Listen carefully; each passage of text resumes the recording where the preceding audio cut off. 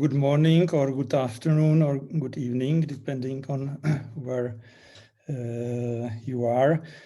I would like to first of all thank the organizers and Oldrich in particular for inviting me to and giving me time to describe this work, which has been done in collaboration with Ondřej Kopáček here in Prague. And it is about the role of magnetic fields, in particular organized large-scale magnetic fields in acceleration of particles around black holes.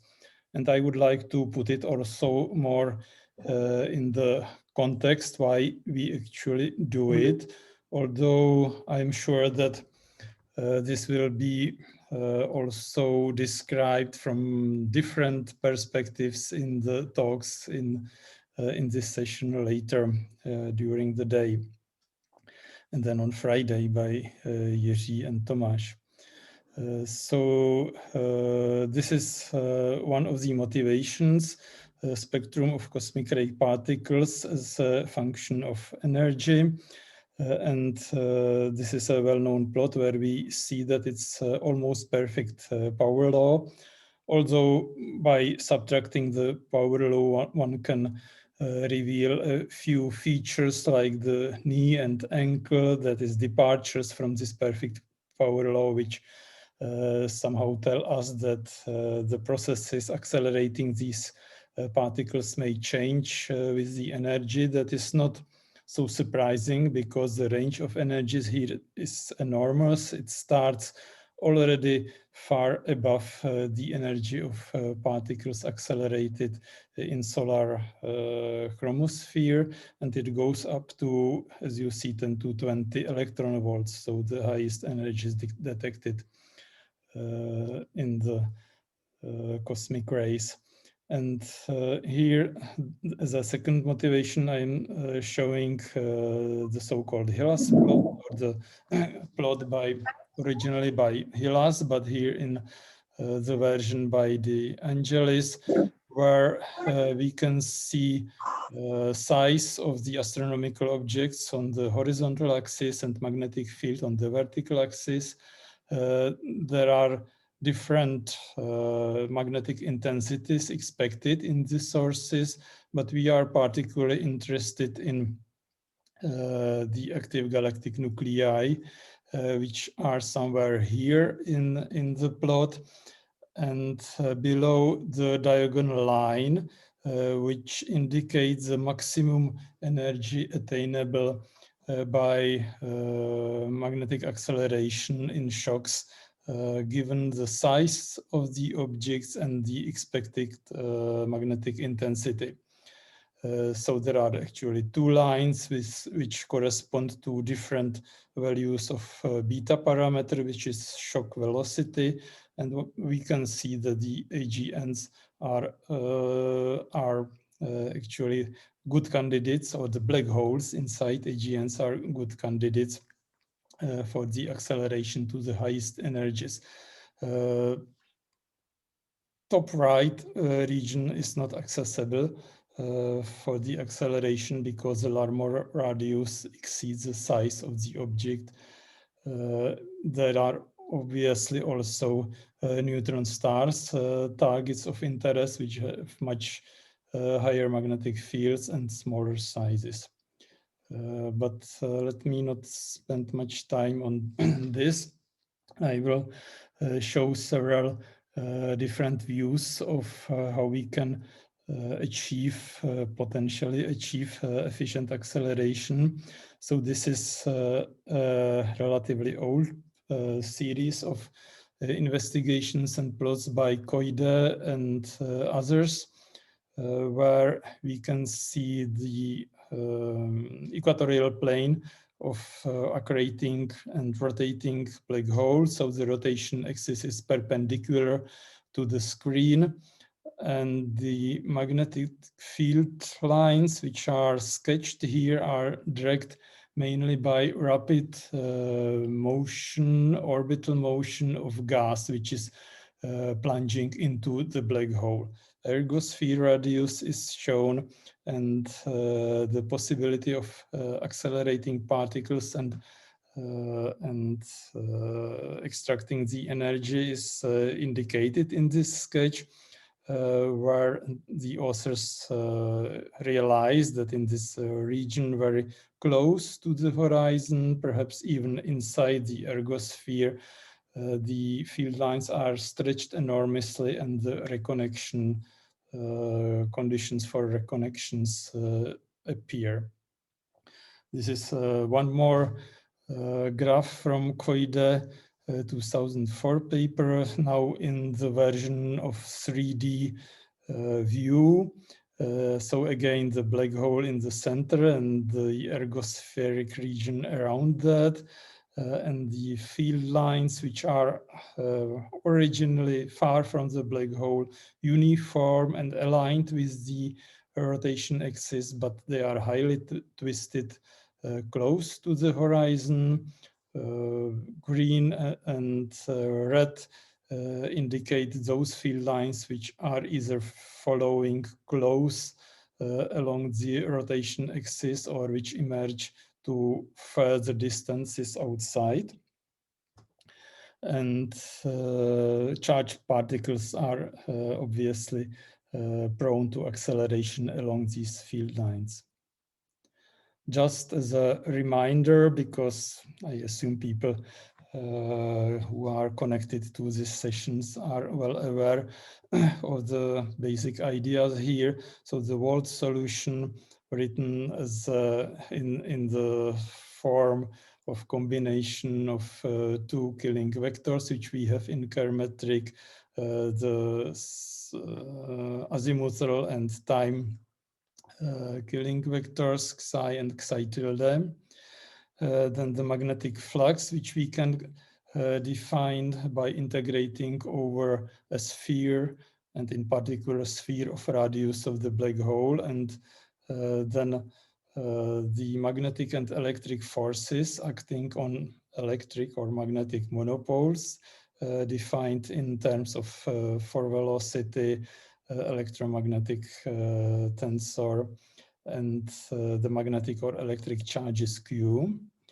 And then in a particular case, going to the projection of field lines into Boyer-Lindquist coordinates are theta in the aligned case, asymptotically uniform with rotation axis, and that is understandable and basically very similar or identical to what we know from the classical electromagnetic field definition of magnetic field lines. Two pictures or two graphs of the Wald field. On the left, near a non-rotating Schwarzschild black hole. On the right, vice versa, in the vicinity of extremely rotating Kerr black hole.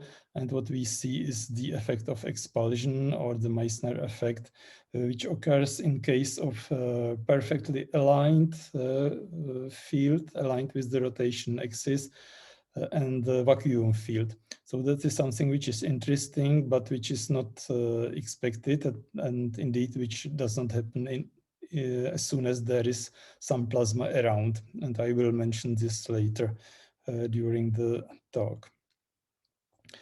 A few more formulas or simple formulas to remind you.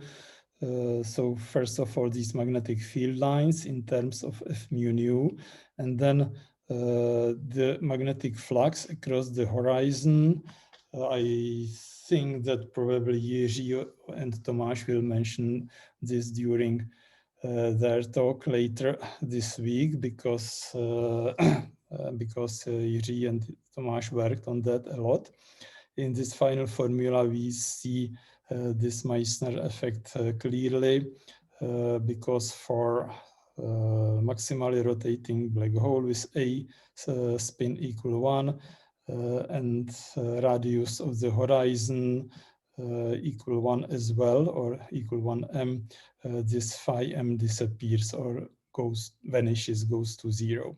So this is what we understand as a Meissner effect in black hole spacetimes. but that does not happen in case of misaligned magnetic fields or non-vacuum. We looked with Andre to more complicated cases, still in the vacuum, electrovacuum fields. This is the structure of field lines aligned with the rotation axis, but now with giving some translatory boost of the black hole perpendicular to the rotation axis. So that means from left to the right, with 3 cases of velocity, 0.1 c, 0.3 velocity of light, and 0.7.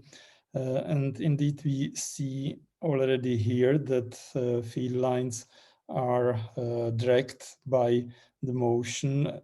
Basically, it is similar effect to the frame dragging, but now in the language of translatory motion of the black hole. And it's also maybe interesting that these complicated structures can be still described analytically in terms of analytic formulae. And now, again, different case. The effect of magnetic structure near extreme Kerr black hole now at rest, that is no translatory boost, but with different direction of the field asymptotically far from the black hole. So the aligned field on the left I showed before, but now 2 more cases of inclined field and then perfectly perpendicular field on the right. So this case is a mess, I would say. The field lines are complicated and one might expect to meet conditions for the reconnection. But I remind you that this is still the case of vacuum field, meaning no plasma present. So in order to reach the reconnection, one will certainly need to inject some plasma and to have the dissipation.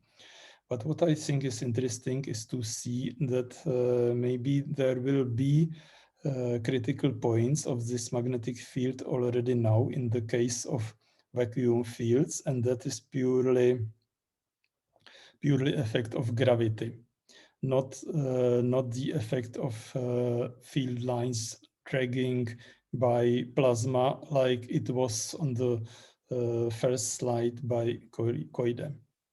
Vladio, 2 minutes. To end? Okay, I am almost done. I am showing here the field lines in the equatorial plane because this is the place where the structure is simpler.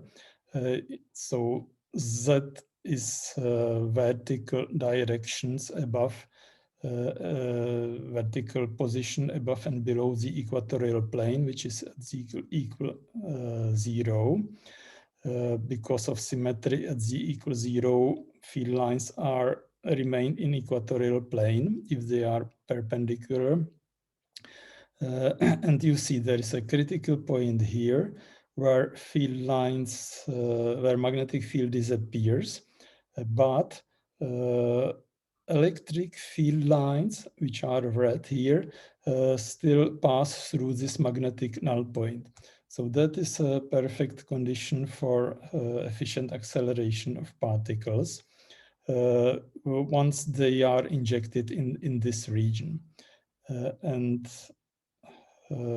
I should say that these investigations, which were mainly numerical regarding the complicated inclined fields, can be also done analytically using the Rindler approximation close to the Kerr metric. This is what we tried to do also with Ondřej Kopáček and Taye Beta Hamtan. And here I am showing a few more cases of field lines near Kerr horizon in this Rindler approximation. And I want to show you that these field lines indeed develop different kinds of critical points, and some of them are suitable for reconnection. And finally, I stop with these two last plots, which show the most interesting case of the critical point, at least from my viewpoint, for magnetic reconnection. So that is a small part near the black hole horizon. This is the structure of field lines of perpendicular field, and there is this particular point, X-type critical point, where the magnetic intensity disappears in the equatorial plane, but the electric field, which is the electric field induced by frame dragging, passes perpendicularly to the screen and accelerates particles as soon as they are injected in that region. Here it is enlarged to a greater size. And I think that that was probably the main message which I wanted to show you. So let me stop at this point and maybe take questions, if any.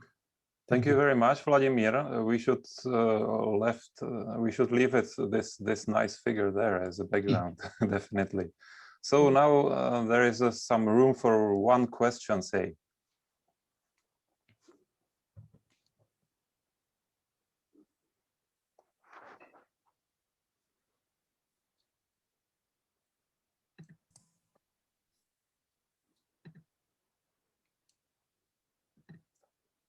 Jiří doesn't have any question.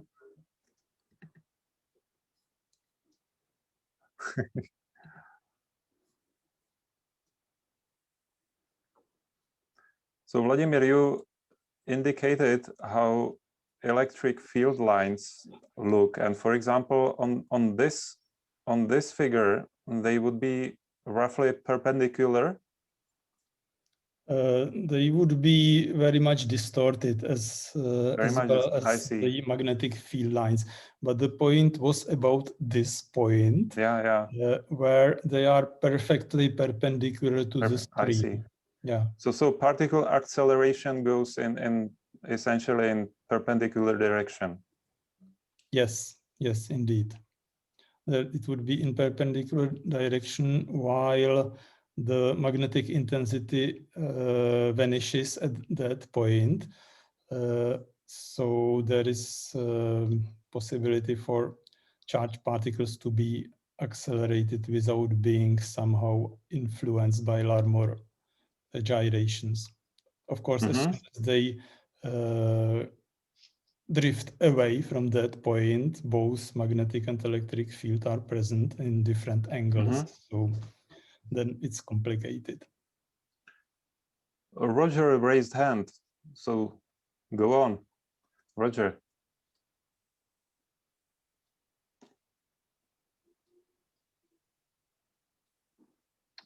Sorry, I lost connection. Hi, Vladimir. Hello. Nice talk. Can you hear me? Yes. Yeah, nice talk. Quick question. You started off with the spectrum of a very high energy cosmic rays.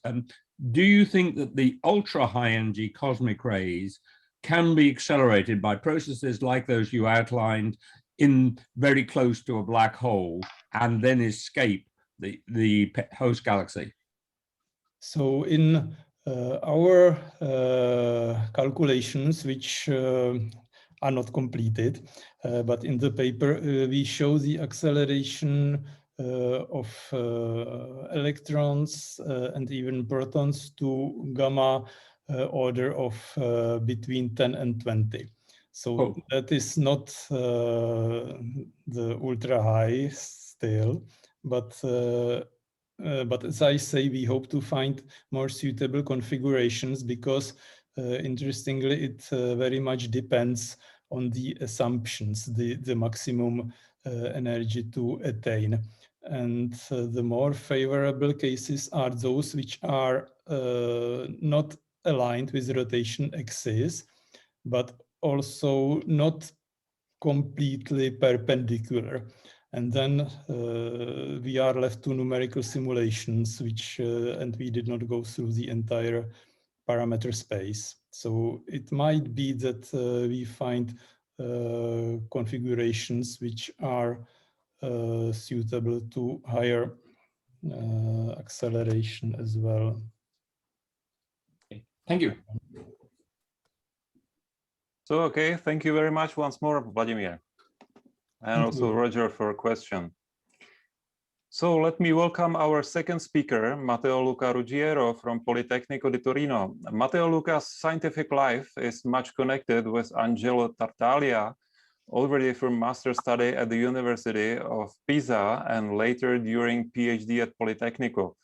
Matteo Luca works in rotation effects in relativity, effects of rotating sources, as well as of rotating reference frames, with special focus on dragging effects in solar system celestial mechanics. And his today's talk is on gravitomagnetism induced by gravitational waves. So please, Matteo Luca. Okay, thank you, Oleg, for the introduction. This is a very good opportunity to introduce this work that is done in collaboration with my friend Antonello Ortolan and Lorenzo Iorio. And the idea is very simple. We know that gravitational waves transport energy and angular momentum. So the angular momentum is the source of gravitomagnetic frame dragging. So the idea is how can we describe in a simple way these effects? The idea is to use Fermi coordinates to emphasize this effect. I will describe in a very concise way this approach, because this is the beginning of this work. So the starting point is what we all know.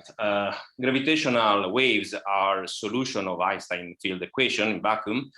And the customary approach is to fix the gauge, to write the equation, the field equation in this way, and to solve them using the TT gauge, the transverse and traceless gauge condition. And if we consider a monochromatic gravitational wave propagating along the x-axis, well, we know that the line element, the space-time metric, is given by this expression. But an important point is that these coordinates don't have a physical meaning. In particular, they are constant after the passage of the wave. If we want to see what happens, we need to calculate the physical distance in order to appreciate the geodesic deviation. So these coordinates don't have a physical meaning. On the other hand, we can build a different line element in a general form in order to describe the space-time around the world line of a given observer of a given laboratory, for instance. And this is this approach is based on the seminal work by Fermi, and it is based on the construction of the so-called Fermi coordinates. Up to second order displacement from the world line of the observer of our laboratory, the space-time is described by this line element, where we have inertial effects that depends on A, that is the acceleration of the line of the world line, and omega is the rotation of the tetrad of the observer. And also we have, of course, curvature effects that are determined by the Riemann tensor. So this is a very general space-time metric that can be used to describe the space-time measured in the vicinity of the observer. Of course, if x is equal to 0, we have that the space-time is locally flat. It is nothing but the principle of equivalence. Well, this space-time metric can be rephrased using the language of gravito-electromagnetism, introducing a gravito-electric potential phi and a gravito-magnetic potential A, that contains both inertial and curvature effects. This is done in a formal way. There is no physical content in this potential. In other words, they do not satisfy wave equations. But why we do this? Well, the reason is simple. The reason is that if we start from these potentials and calculate, the corresponding fields using the usual definition in the Gravito-Electromagnetic Formalism, well, using these fields, the motion of free test masses relative to a reference mass in our reference frame at rest at the origin, well, the geodesics equations are described by this Lorentz-like force equation, where we have a gravito-electric contribution and a gravitomagnetic contribution. So this is a general approach that can be used to describe the gravitomagnetic effects in a given frame. So we have both the contribution deriving from the background metric, so from the Riemann tensor, and then we have the features of the congruence of the observer.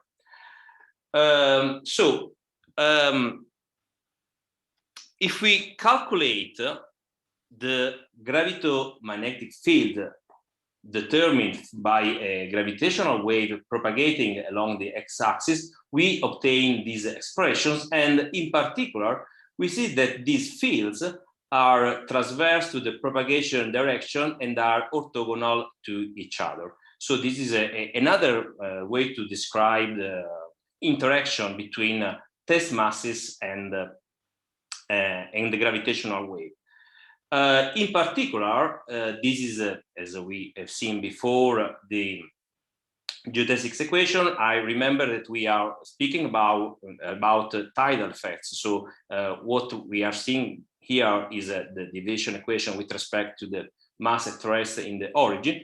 And we see that the effect of the passage of a wave can be explained in terms of a gravitoelectric effect, that is indeed what is measured by the interferometers. But we see also that there are new contributions that are determined by the motion of test masses. So we see that there is this Lorentz force equation, and there are also effects that are determined determined by the interaction of spinning masses and the gravitomagnetic fields. So this is the basic idea of this approach. How can we emphasize these effects? Well, the idea derives from the analogy to what happens to magnetic dipoles in the field of in a magnetic field, and in particular, the idea is as follows. Let us consider a rotating frame, and let's see what happens to a spinning particle in a rotating frame when a gravitational wave passes. So we see that this is the general spin evolution equation, where we have both the contribution of the background spacetime. So we see that here we have the Riemann tensor, and this is the contribution of the rotation of the frame. We can reach the so-called resonant condition when the rotation rate of the frame is equal to the wave frequency.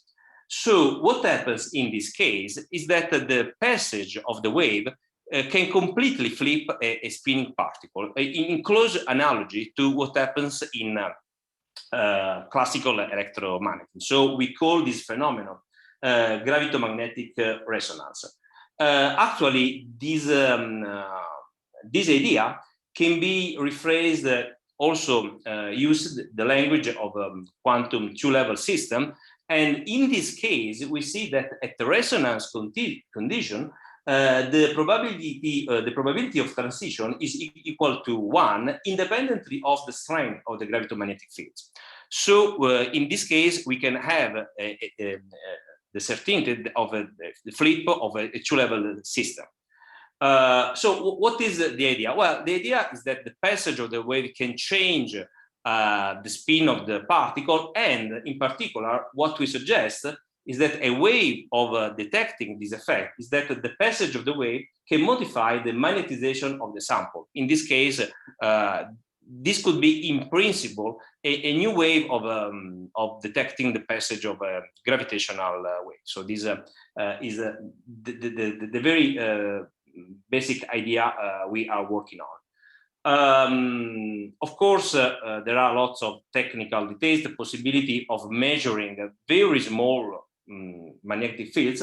And also, let me mention that we don't need to rotate the frame, but we can use Larmor theorem because exploiting the equivalence between rotation and a system of electric charges in a magnetic field. So in this case, we can have a magnetic field that plays the role of rotation in this case.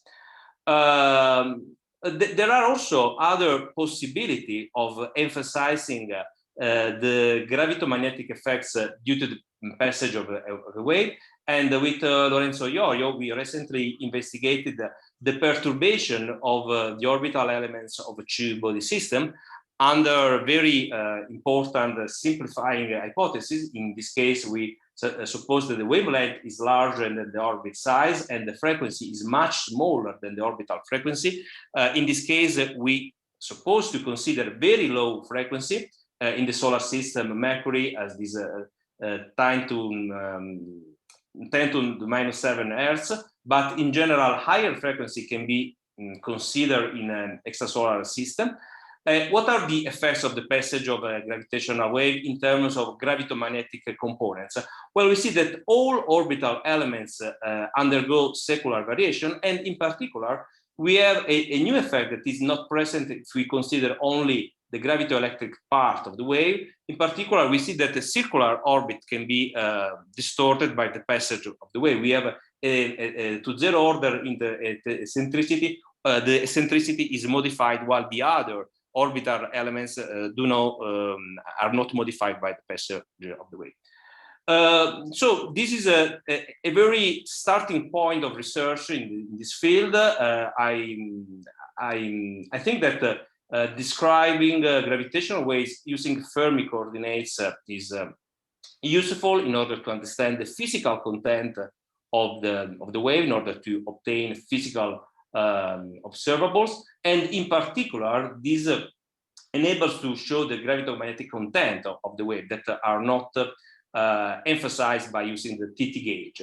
That being said, we know that current detectors are not sensitive to the gravitomagnetic part of the wave, and we suggest that the spinning particle can be, in principle, be used as a probe to measure this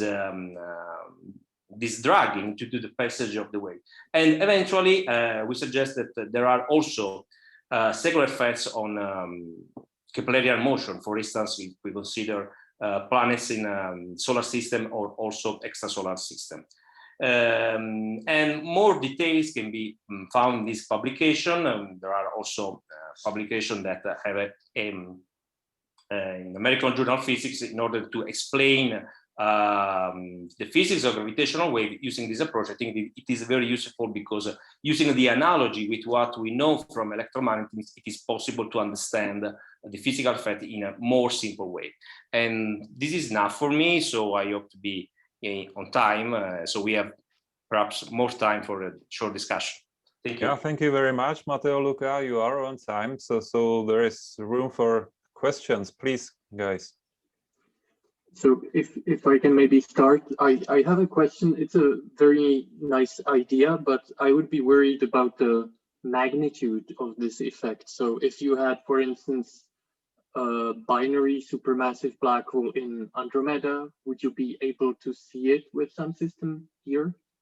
Yeah, of course, the magnitude of these effects is the same of the magnitude of gravitational waves, so it depends on the amplitude. Remember that what we can measure are only differential effects, so we need that accuracy.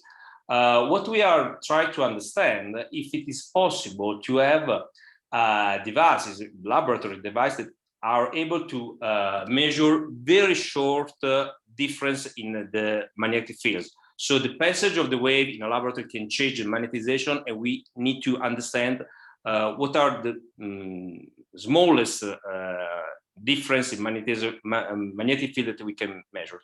As for astrophysical source, well, we perform a calculation separately considering gravitoelectric and gravitomagnetic effects, but we need to sum them all, and indeed the gravitomagnetic effects are much smaller because they depend on the velocity of motion divided by the speed of light. So in general, these effects are much smaller than the corresponding gravitoelectric ones. Thanks. Oh, okay, thank you as well. Any more questions? I see one hand.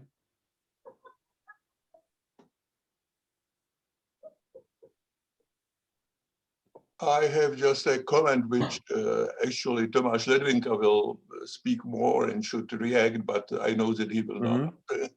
Namely, we were interested in dragging by waves, starting already with Lyndon Bell some years ago, but it was different really problem. It was more a problem of principle.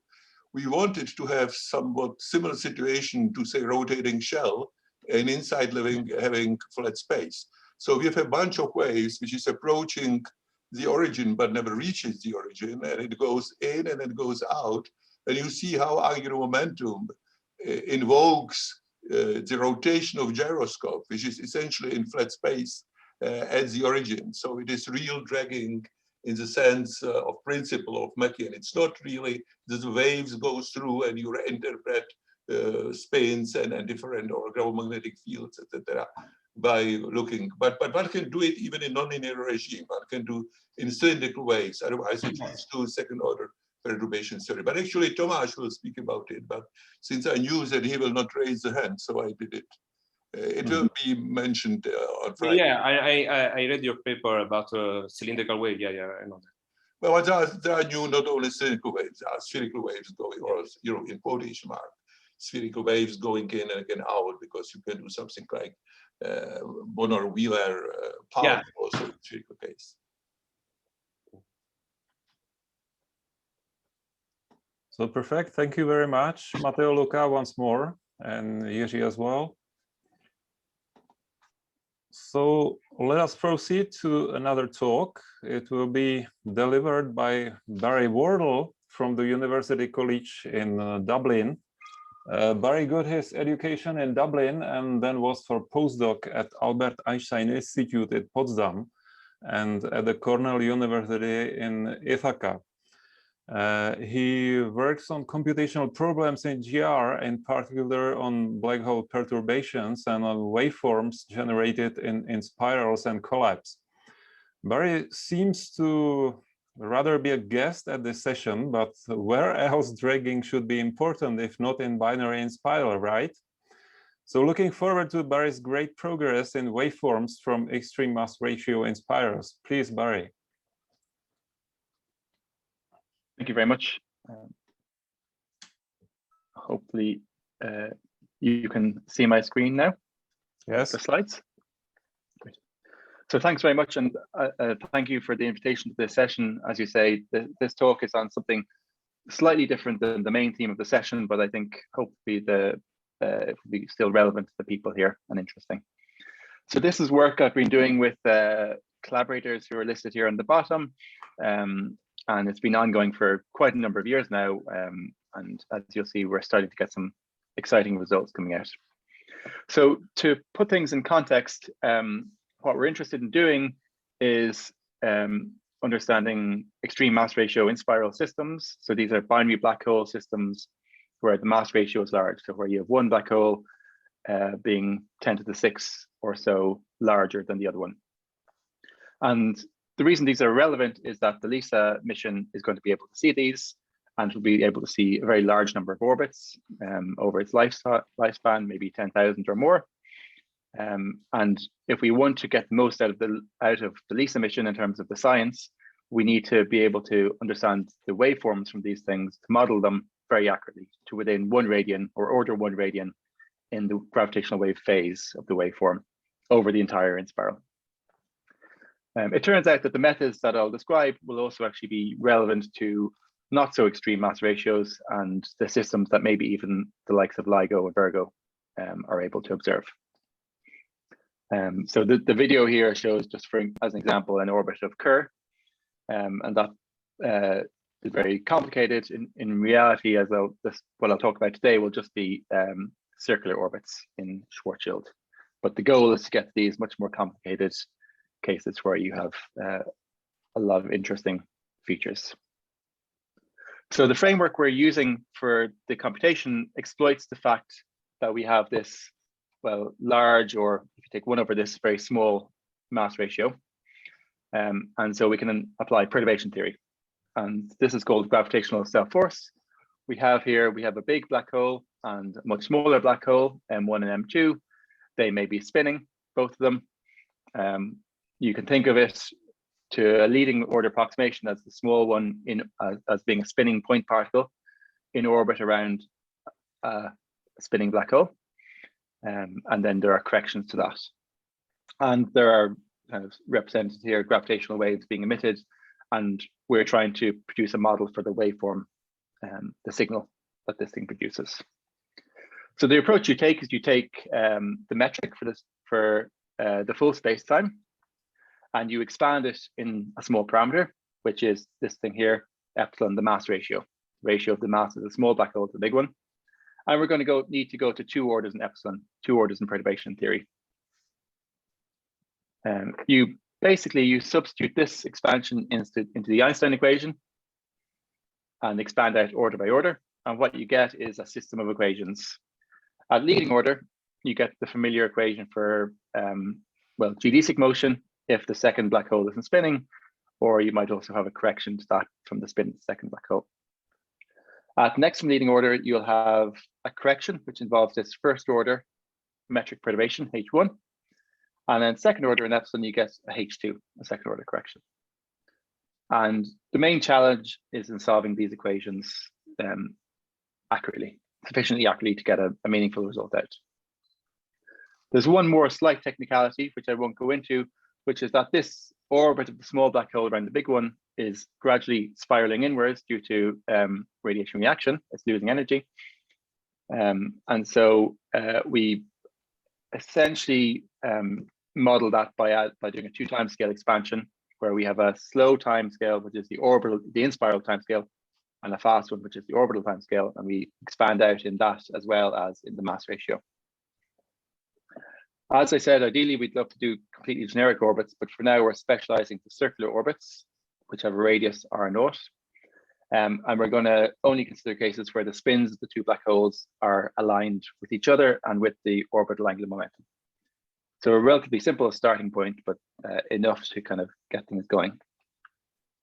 Although the framework does generalize to the more complicated cases. Okay, so the idea is you need to solve Einstein's equations. Once you do so, we want to extract a waveform. That's going to be just essentially H1 plus H2, or H1 plus epsilon H2. It's worth understanding what goes into that and what bits we need to keep in order to get something useful for Lisa. So here, the waveform, we can split it into an amplitude A and a phase phi, and the phase is obtained by integrating over time the frequency. Frequency is just d phi dt. And that phase then comes with several pieces. There's a adiabatic piece, which comes from the H1.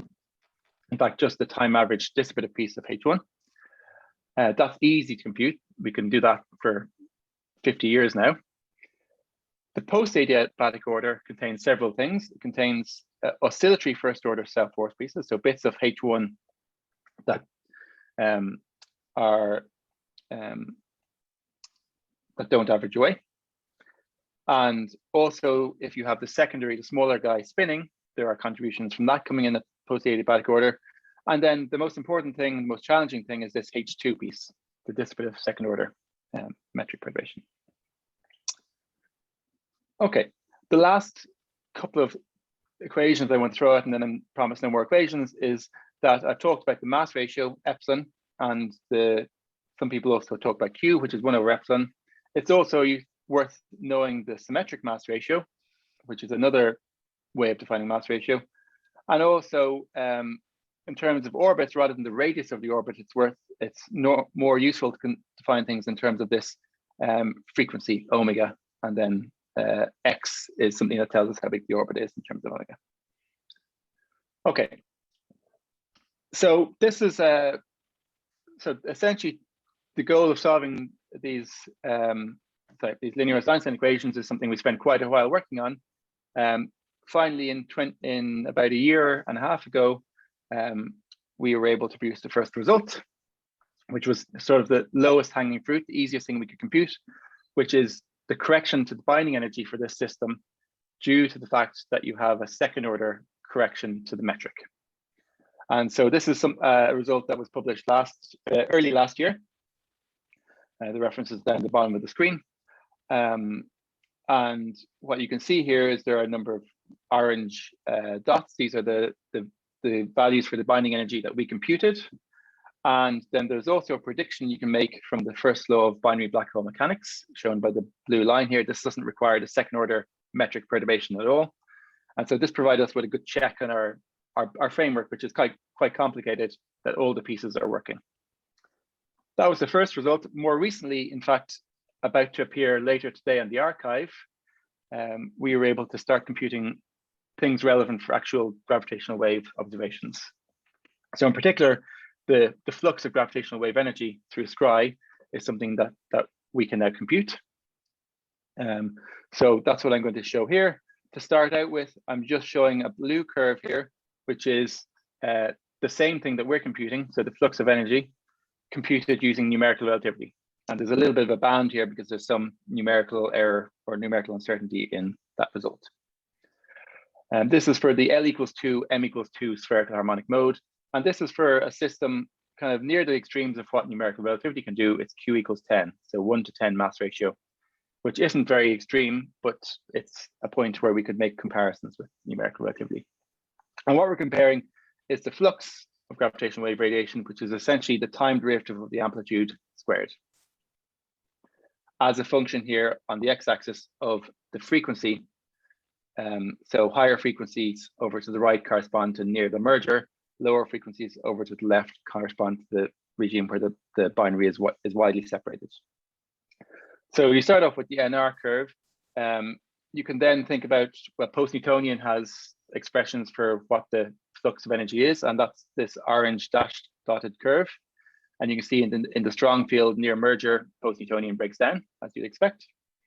You can also compute this quantity through first order in the mass ratio. That's the 1SF here, and that's the green dashed line. And again, that does okay in the weak field, but it doesn't really do, and it's not too bad if you look at the scale of the axis here. It's not too far off the correct value from numerical relativity, but it's still not quite right.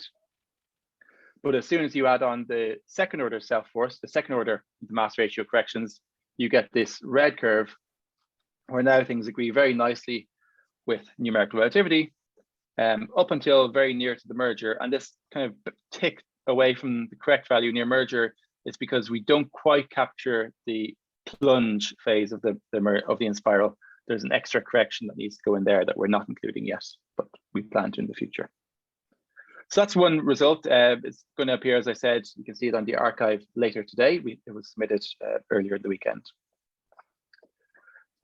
This was for the 2-2 mode. We can also go to higher modes. So for example, the 3-3 mode is no problem as well. In this case, we had to do a resummation to get agreement with numerical relativity, fairly simple resummation. You can get more details in the paper.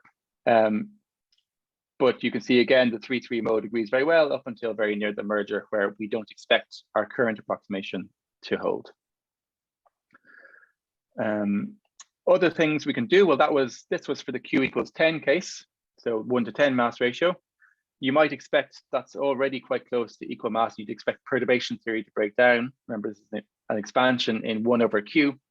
So if Q is close to 1, then there's no reason to expect that expansion to converge. But in fact, quite amazingly, if you look at the Q equals 1 case, so equal mass, even in that case, we're able to do remarkably well. Again, here, the numerical relativity is the blue, PN is orange, 1SF is green. And once you include second order perturbation theory, we can track very close to numerical relativity right up until up here. This where we start to deviate is very close to merger. It's 4 gravitational wave cycles from merger. So it's really just the last couple of orbits that we're missing. So somehow, even with mass ratio 1, we're doing very well. And this is where I alluded to the fact that although this is set up for extreme mass ratios, even for LIGO type sources where you might have comparable masses, this framework is able to do quite well. I guess this session is more interested in spinning things.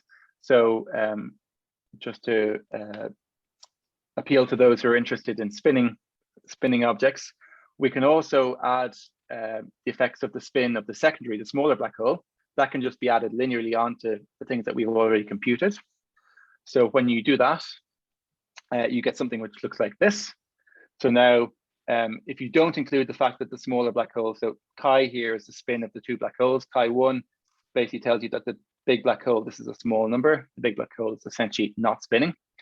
Chi2 is the spin of the smaller black hole, dimensionless, so the maximum spin will be 1 here. That would be an extreme old black hole. And you can see if the smaller black hole is spinning quite a lot, this is about 0.8, then, and the mass ratio here is 6, then if you don't include the fact that the small guy is spinning in your calculation, you don't do too badly, you get the green curve, but you don't track closely to numerical relativity. But once you add on that spinning piece, then you get right back very near to what numerical relativity is predicting. So we can add on the spin of the secondary very easily, and that there's no real constraint on that. Any corrections would be higher order in the mass ratio, so we can ignore them. We can also add on the spin of the primary, so we can have the two black holes spinning. In this case, we can, or with our current framework, we can only do this perturbatively where the spin of the primary is small. So comparing to, for example, a case where you have the primary, the bigger black hole spinning with 0.1 and the smaller black hole spinning with 0.1 again, you can see that if you don't include the spin of the primary, you get the green one. You do okay, but you're certainly nowhere near the numerical relativity prediction.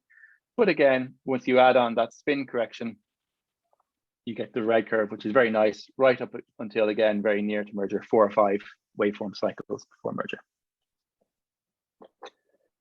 Okay, so this is all to appear in the archive today, and you can see the paper by the authors at the bottom here. The very last thing I want to mention, which is brand new result as of the last couple of days, and hopefully to appear soon, is the actual waveform itself. So this is the ultimate goal, is to compute this waveform. So I've taken here the Q equals 10, the 1 to 10 mass ratio system, non-spinning. And first of all, you can do something very simple, which is compute, well, black here is the numerical relativity simulation, one from the SXS collaboration. Blue is what you could have done several decades ago using essentially first order perturbation theory, essentially solving the Tarski. Yeah. Barry, 2 minutes, please. Yes.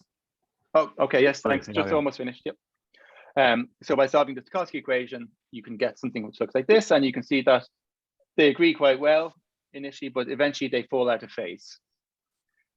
We've now been able to add on the 1PA, the post-adiabatic correction to that phase coming from the second order in the mass ratio metric. And this is what you get. You can see that beautifully, it nicely corrects that drift in the phase. And now we get a waveform that really overlaps very well with numerical relativity right up until almost the merger. And I think I'll leave it at that. Thanks very much. Thank you very much, Barry. Time for questions.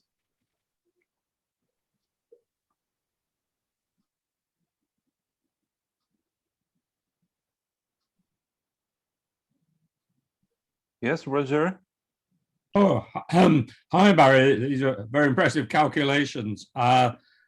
Let's cast our mind forward to a time when you can compute all of these waveforms and their decompositions at will according to the orthodox general relativity, and LISA, or some functional equivalent, is actually flying and making equivalent measurements.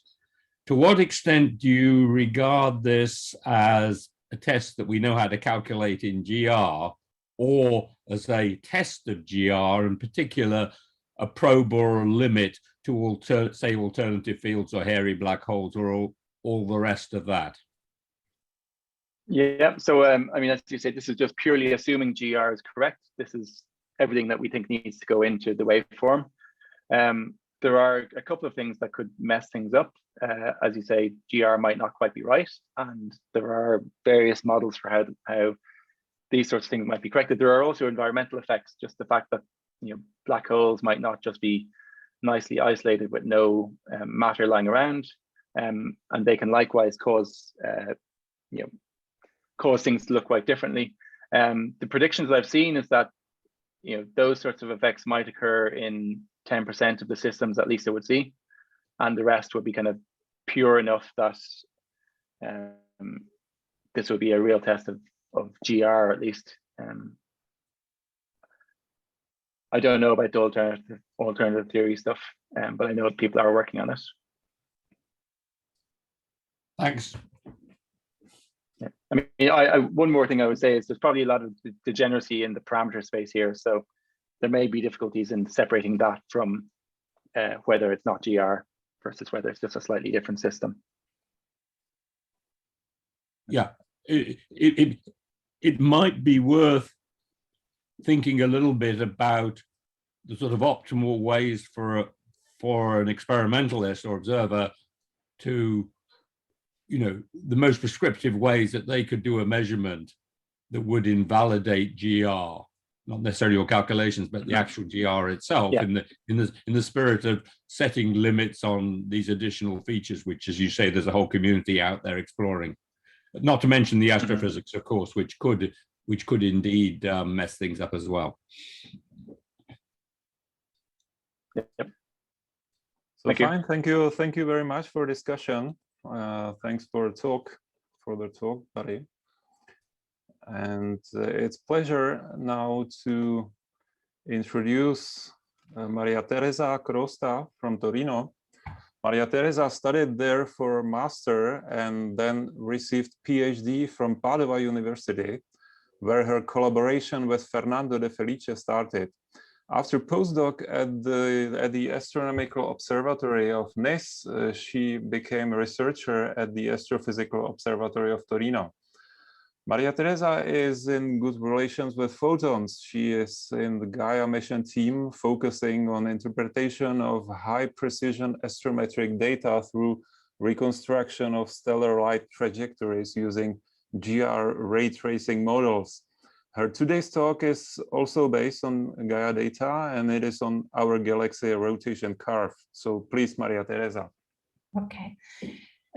Good afternoon to everyone, if I may say afternoon. First of all, I would like to thank Aldrich for his kind invitation, providing me with the opportunity to talk about a first test on general relativistic interpretation of the Milky Way rotation curve with the data, the Gaia data. Briefly, let me introduce Gaia. Gaia is the ESA cornerstone mission, a wide European effort involving almost 550 scientists. Among the 6 data centers across Europe, the only one specialized in the astrometric treatment, validation of astrometric data satellite is hosted in Turin under the scientific supervision of the astrometric group in Oato Forasi. Gaia applies from space the same measurement principle of whole astrometry. By measuring angles in the sky, Gaia measures we get position, direction, and distances and velocity over 1 billion stars in our galaxy with an accuracy of up to 1 microsecond.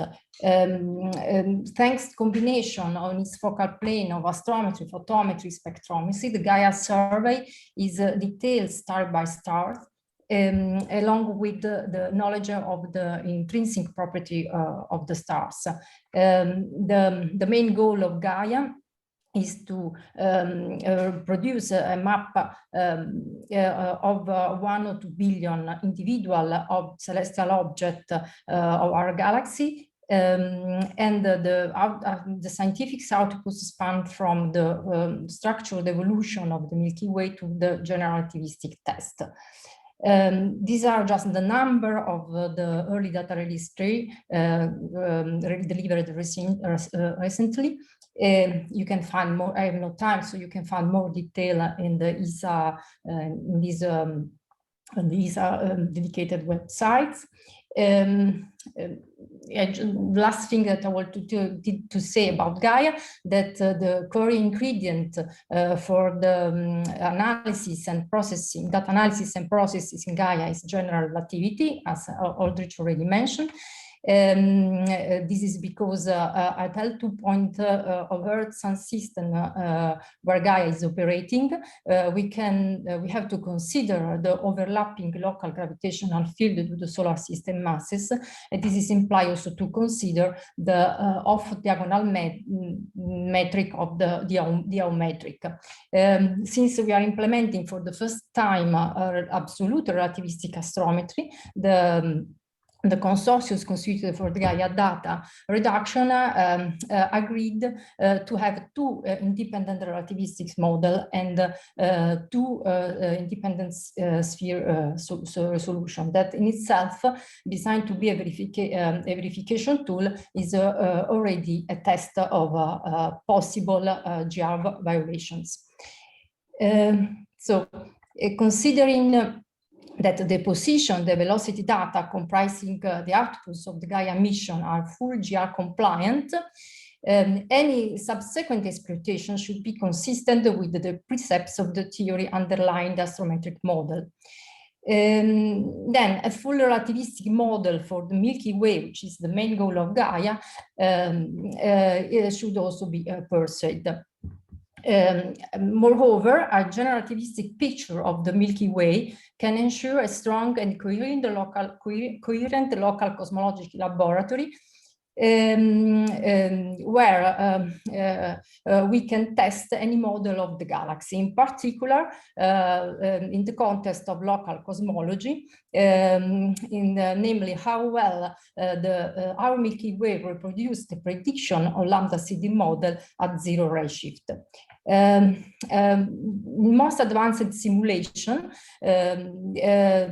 generativity is only partial considered. It's like equivalent to say that Friedman tells space how to curve and Newton tells mass how to move. Ray tracing from Gaia can be the true observable that provide constrained value for the parameters used in these cosmological simulations. In this context, flat rotation curves provide the main observational support to the hypothesis of surrounding dark matter. Generally, one assumes a dark matter halo in order to halo a good fit to data. On the other hand, stellar kinematics, as tracer of the gravitational potential, is the most reliable observable for gauging different matter contributions. Since Gaia is directly measuring the relativistic kinematics of the stellar component of the Milky Way, the rotation curve of the Milky Way lends itself as a first test for a generativistic galaxy by using the highly accurate Gaia data from in this case we used from the second data release of Gaia. At Milky Way scale, one generally assumes that relativistic effects are usually small, then they are negligible, and locally Newtonian approximation is retained valid at each point. But if we are applying the same reasoning that we have used in the processing, in data reduction, data analysis and processing of Gaia, so in a sort of post-Newtonian framework for the galaxy, we see that according to virial theorem, the off-diagonal term, so the VC cube term, is already is the order 120 microsecond if we consider a typical velocity of the star in our galaxy. And this is quite, and in addition, the individual DR2 astrometric error, the second data release of Gaia, is less than 100 microseconds. Then this is suggesting that weakly relativistic effect could be relevant, so it's worth investigating if they could be, at what extent they are relevant.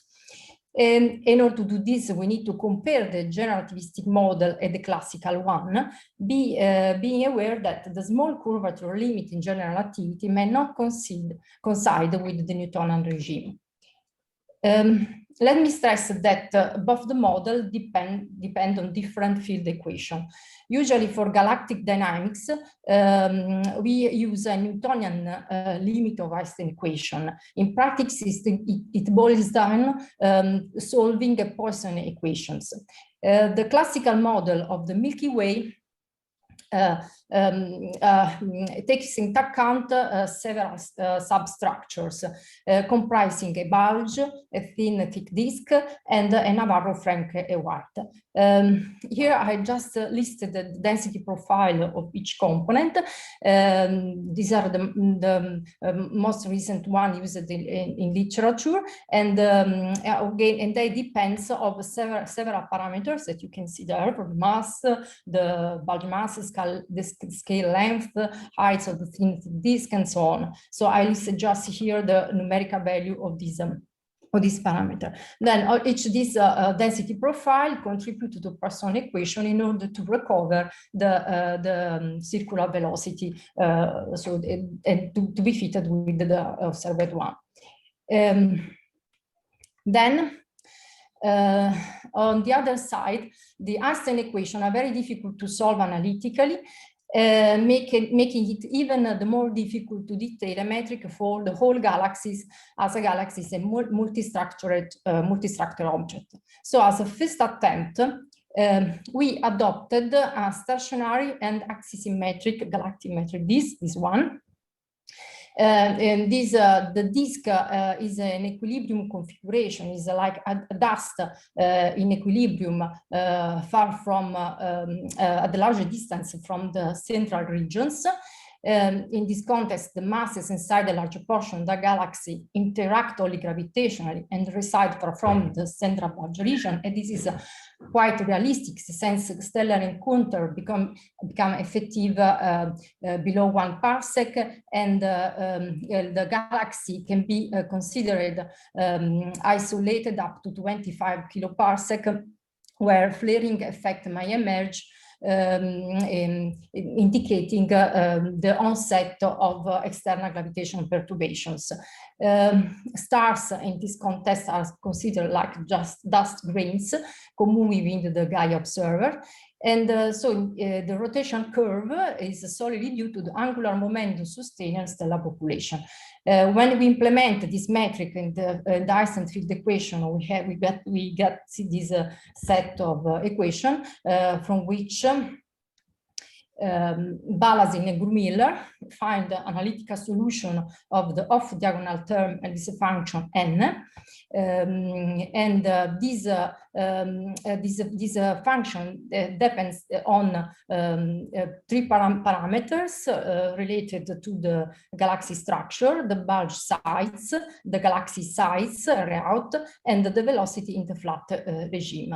And this solution is constrained by separation ansatz and the reflection symmetry assumptions, and most important that it constrain the height of the vertical height, which cannot be greater than the bulge size.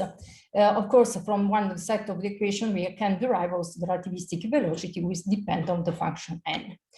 At this point, it is crucial to link the static Gaia observer as defined in the barycentric celestial reference system to the locally non-rotating observers, namely to express the spatial velocity of co-rotating dust as seen by an asymptotic observer at rest with respect to the center of the galaxy.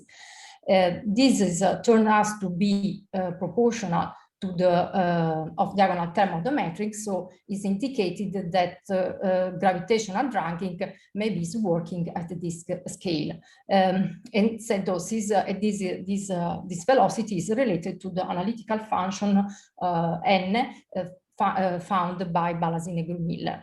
in the model that we assumed as a first attempt.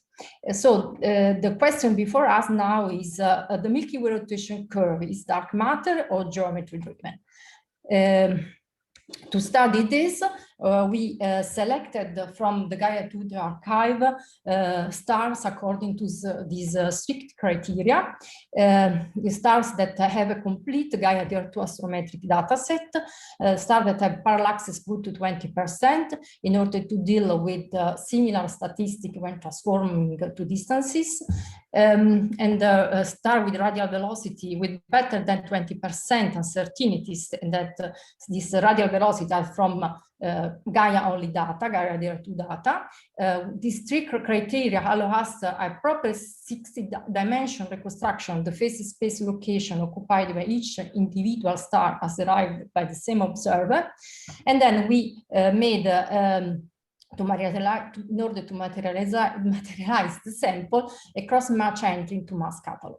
At the very end, we are left with a very homogeneous sample of almost 6,000 early type stars, including also 325 classical type 1 Cepheids. They span in a range of 11 kiloparsec and reside below 1 kiloparsec from the galactic plane.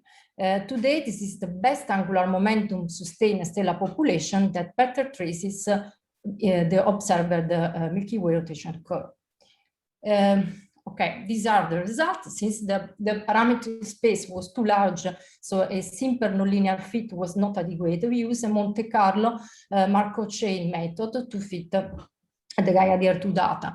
The red and the blue one represent the best fit to the relativistic velocity profile and the classical profile respectively. The star here represent the median value in 0.2 bin radial bin, 0.2 kiloparsec radial bin. And you can see here from this plot, the gray curves represent all the substructure of the classical model, comprising the halo, the bulge, the thin thick disk, which sum up and are the blue line. As you can see, for Howell likelihood analysis, the two models appear almost identical, consistent with the data. So weak field characteristic of diagonal term can mimic dark matter in the Milky Way. For the BG model, the three parameters, we use a uniform prior distribution because we don't know, it's the first time we test a general relativistic curve. Instead, for the Milky Way classical curve, we use the normal prior distribution referring to the most recent observational estimates. Here are the results, just this table shows the result. I would like to stress on the one for the relativistic model. You can see that we independently, only from velocity data, we recover the bulge size from the relativistic model, and this is quite similar to what was predicted by the classical model for the bulge. So the least constraint parameter is the size of the galaxy, but because it's due to the limited range of upper limit range of our data, because we just, you know, since we wanted to have the all radial velocity from the Gaia data, at the moment we had to stop at 16 kiloparsec. Then we recovered the velocity in the flat regime, and moreover we also fit this the conformal factor, which is present in the function density.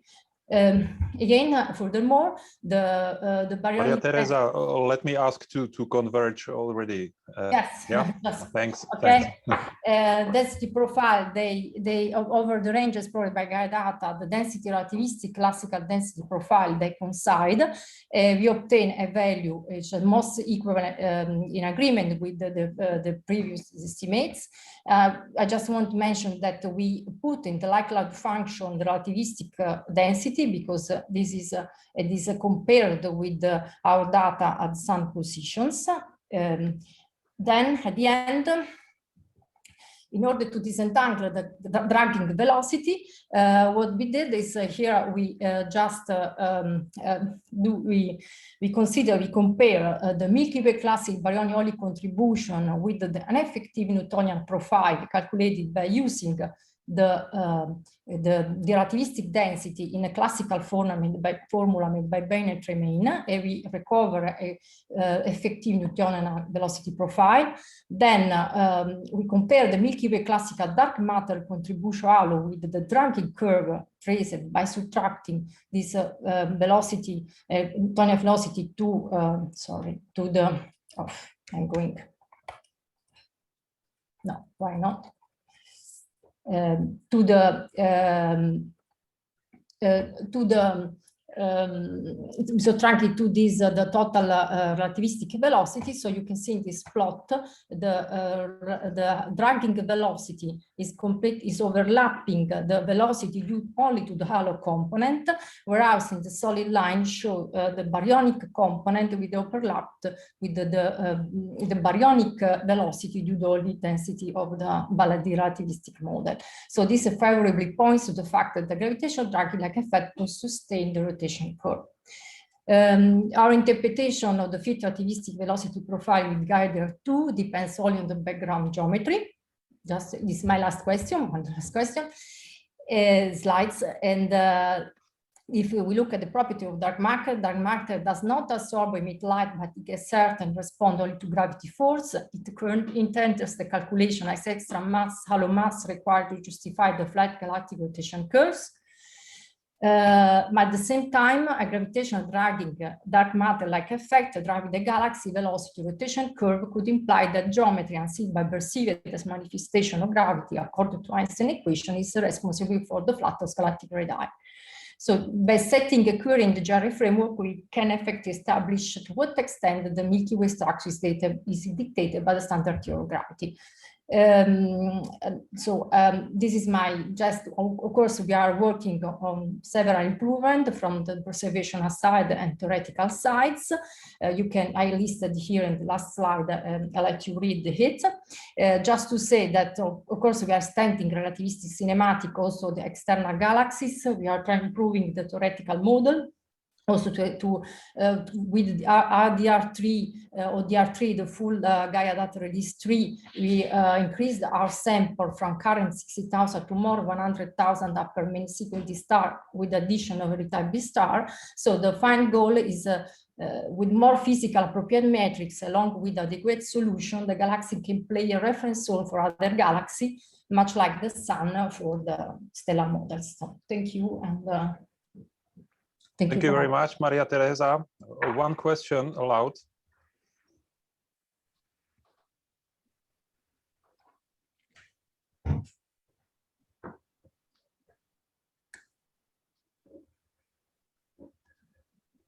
So who raised hand? Go on, please. I have here two. Please, Roger. No, please, Matteo. I've asked too many questions.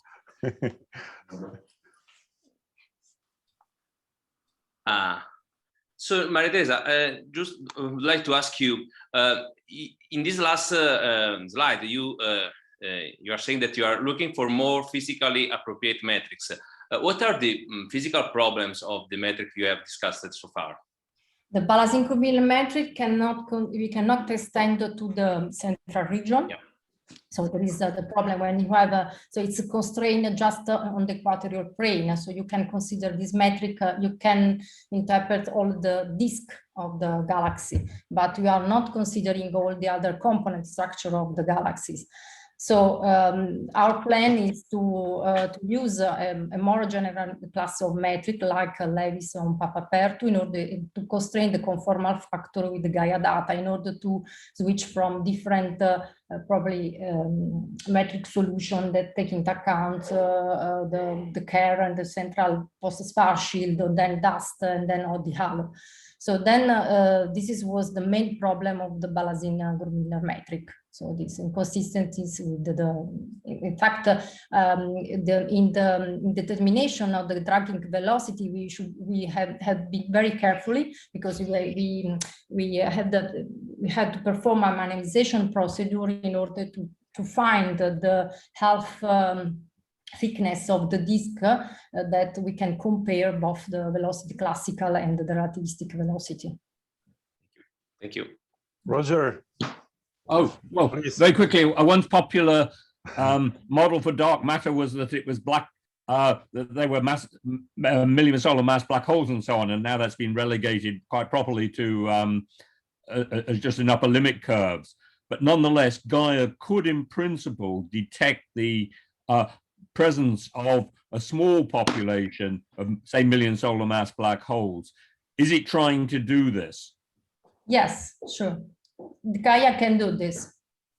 So we can explore in the Gaia data, especially in the future release, this population of black hole. Yeah, those How low a mass even could a small black how low a hole. mass could it go to? Small black hole. So we have to find, but I think that is not too much, not to 10 to 6 million solar masses, but there are small black holes, yes, 10, Okay. 10 along the disk, also even along the disk of galaxy. Thanks. Okay, thank you also for discussion, Maria Teresa. Thank you. And the following talk is on the rotation effects in solar system. And I'm happy to ask David Lucchesi for it. Now, David received master from the University of Pisa and PhD from the University of Nice Sophia Antipolis. He became then a researcher at the Institute for Interplanetary Space Physics in Rome and currently works at the Institute for Space Astrophysics and Planetology in Rome. David is expert in testing the predictions of GR versus those of alternative theories in the solar system and in modeling non-conservative forces for geodetic and navigation satellites. And his today's talk is on satellite measurement of the lens steering effect. So please, David. Thank you, Aldrich, and thank you for this invitation. So do you see the first slide? Yes. Okay, so LaRASE means laser ranged satellite experiments that we concluded in 2019. And the main goal of this experiment was the measurement of the lens steering effect. So I will focus on this in this presentation, and I will briefly start with an historical introduction on the role of that Einstein had in this discovery. As you well know, the lens steering effect is the precession of the orbit of a satellite around the primary, in this case the Earth, produced by its rotation. So the source is the angular momentum, that is, it is related to mass currents and mass energy currents as producer of additional we have two important secular effects in the right ascension of the ascending node of the satellite and on its argument of pericenter. So here you can see the two formulas. The rate is proportional to the angular momentum and inversely proportional to the cube of the distance, here the semi-major axis.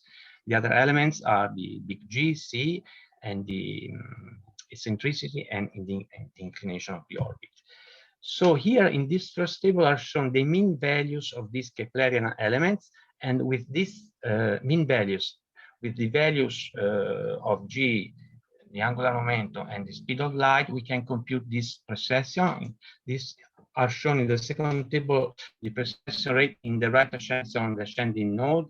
So these numbers are very small. 30 milliseconds correspond to a displacement of the node of the orbit of less than 2 meters in 1 year.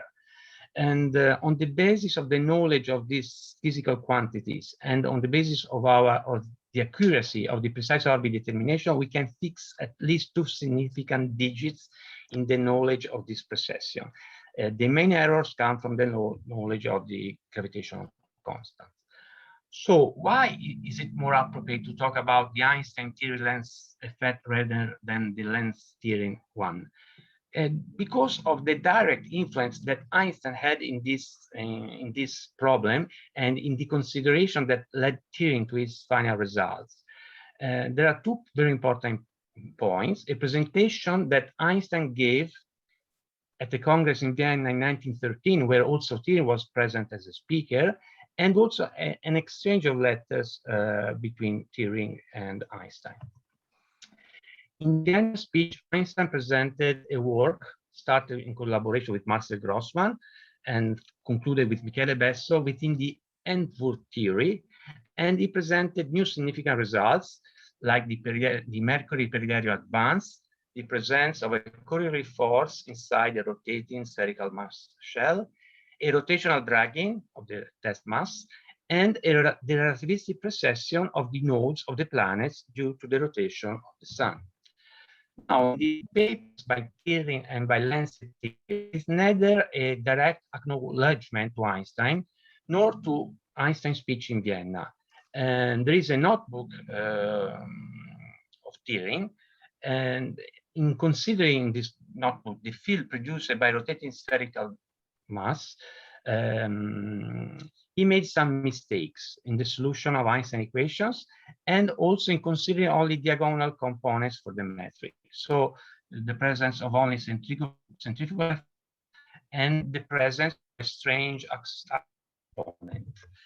And in this notebook, there is also a draft letter to Einstein in which Thierry informed Einstein about his work on the effects of rotating masses. And he wrote, for instance, before I publish my results, I should like to send you a short report in the hope to receive a further impulse directly from you.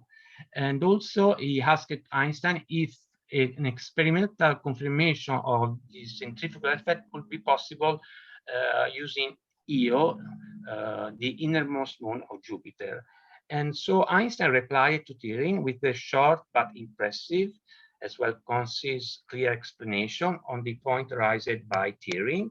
And he pointed out that the corollary effects due to the non-diagonal components of the metric, which are proportional to omega, are much more important than the centrifugal ones, that the corollary field acts orthogonally, producing a deflection of a moving mass and also the rotation of a pendulum plane in the Foucault-like experiment.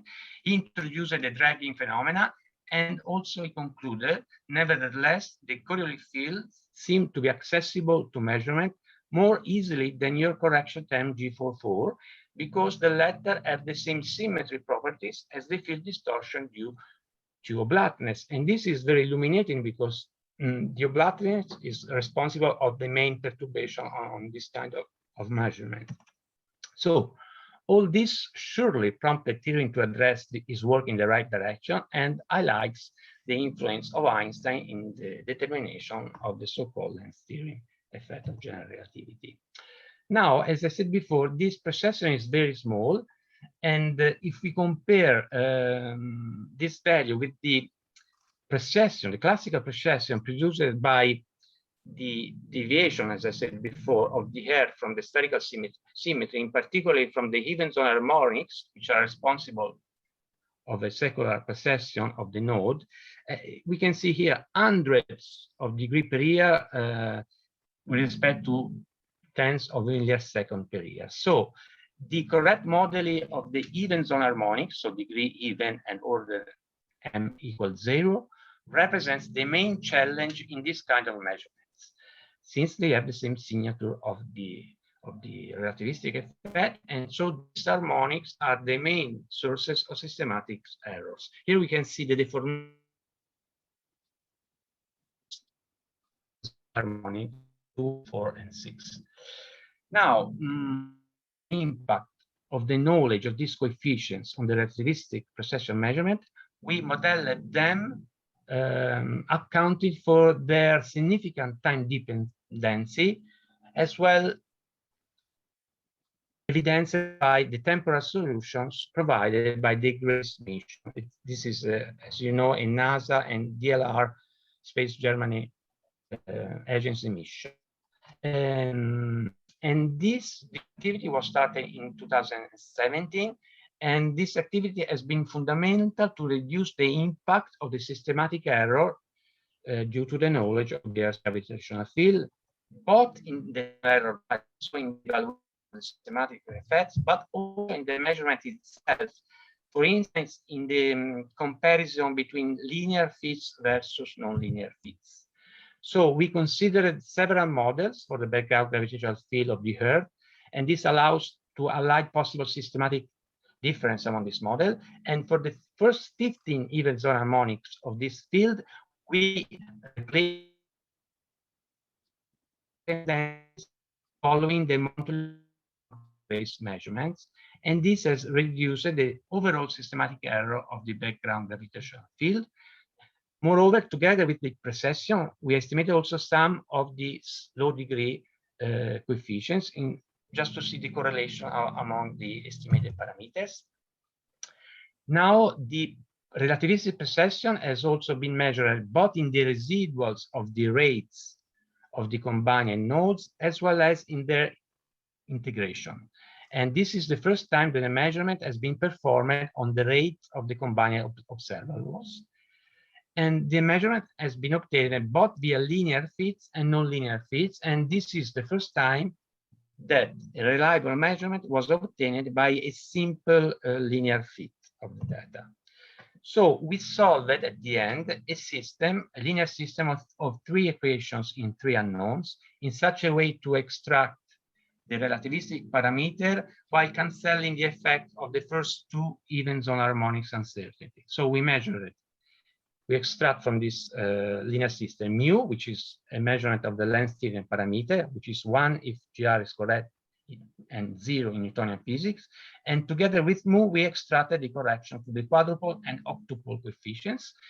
And here in the right-hand side, inside the red box, are the residuals in the nodal rates provided precise orbit determination for the three satellites.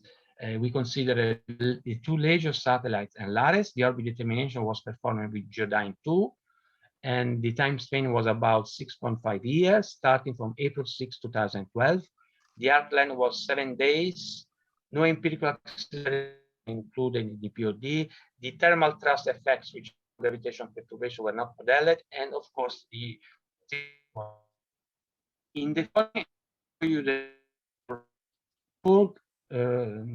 models obtained by Grace data. These are 4 models whose corrected with Grace temporal. So this is one example from GGM05S. On the left, we have the residuals in mu, and in the right, we have their integration, the cumulative sum of the first residuals. So in the left picture, you can extract the precession by measuring the mean of the data, while in the right plot, you must compute the slope of a best fitting line. These oscillations that you see are due to the mismodeling of or to the not modeled periodic effects of both gravitational and non-gravitational origin, and they have a Gaussian-like distribution, as you can see, with the kurtosis close to 3 and the skewness practically 0. Here we have the comparison between the 4 fields, once corrected with Grace temporal solution, so they are very close to each other.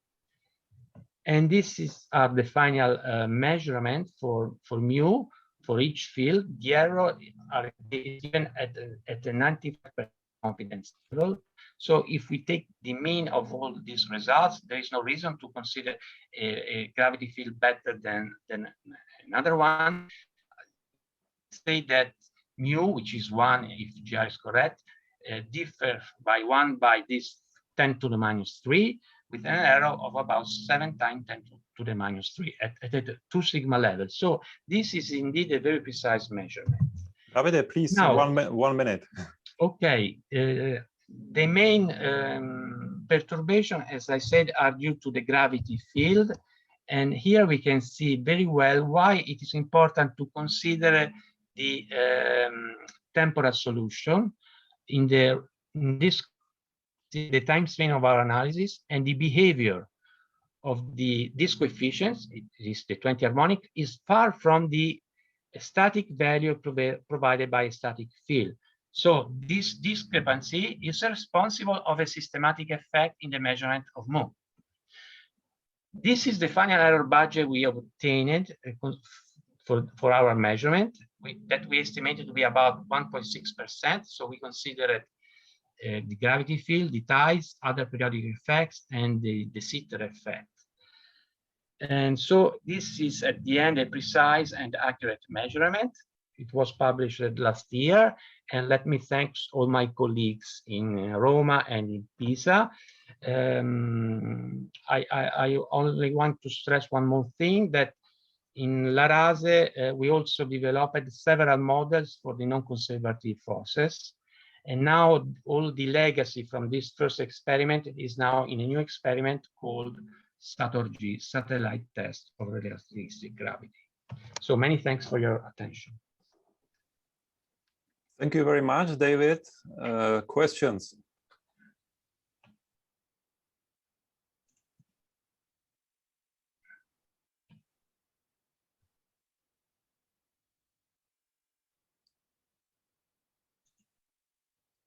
Jiří Bečák likes to talk about Gravity Probe B. So would you be able to somehow compare the precision? I already don't remember what they received. The final accuracy of Gravity Probe B after an intensive data analysis, because they have solved for some effect not considered a priori, the final error was 19%.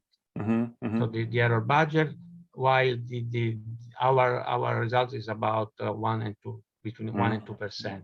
Yeah, it's nice. And the starting error budget of GPB was 400%. The goal was a 1% accuracy of the lens steering effect, which is a little different between one of the satellite, because in that case was the precession of the axis of a gyroscope,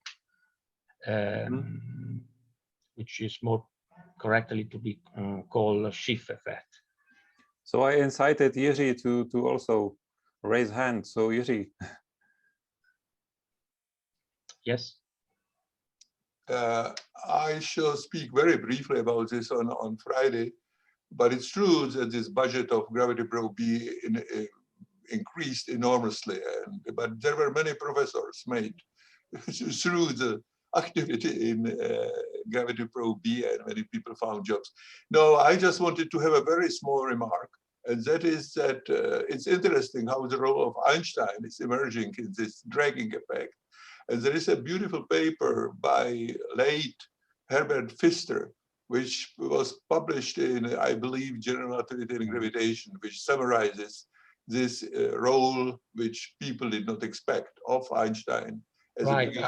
I presented this, the full explanation last Marcel Grossman, highlighting the fundamental contribution of Professor Pfister, unfortunately passed away a few years ago. Okay, good. It was not mentioned now, so that is why I thought I should mention. But it's already essential to simply read the correspondence between Einstein and Thirring. I read it really, and it's really nicely explained by Einstein, I would say. So thank you very much, David. Thank you. Also for discussion. And so now we are coming to Wojciech Vicani.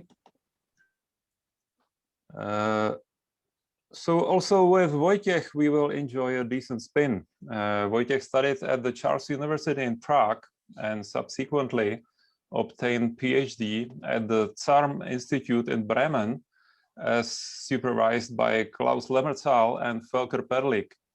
After a short period at the Astronomical Institute of the Czech Academy, Wojciech is now postdoc at the University College in Dublin. His profile mainly involves dynamics of motion in GR, approximation techniques, and models of accretion onto compact objects. And today's talk is on Hamiltonian description of spinning particles. So please, Wojciech. So thanks a lot, Oldrich, for letting me speak here. I feel like it's a hard bargain for me to follow up on these beautiful talks about large experiments and large computational efforts, and then there is me. So but I will try to drag you into this quite theoretical topic nonetheless. And let's see if I can. Okay, So I will first give you a more general overview about why this talk belongs here in this session. What does it have to do with gravitomagnetism? Then I will talk a little bit very briefly about what is the deal with relativistic angular momentum, why is it so problematic? And then I will finally pass more to my core topic about Hamiltonians and Poisson structure and Dirac brackets and supplementary conditions and what role they play in this whole mechanics. So first of all, when you have gravitomagnetism that is frame dragging and related effects, and you add an ambient curvature, right? So you have a compact object usually that is spinning at relativistic speeds. That means its surface is spinning at relativistic speeds, and you have it in some kind of ambient curved background, such as, you know, a stellar mass black hole in the field of a supermassive black hole.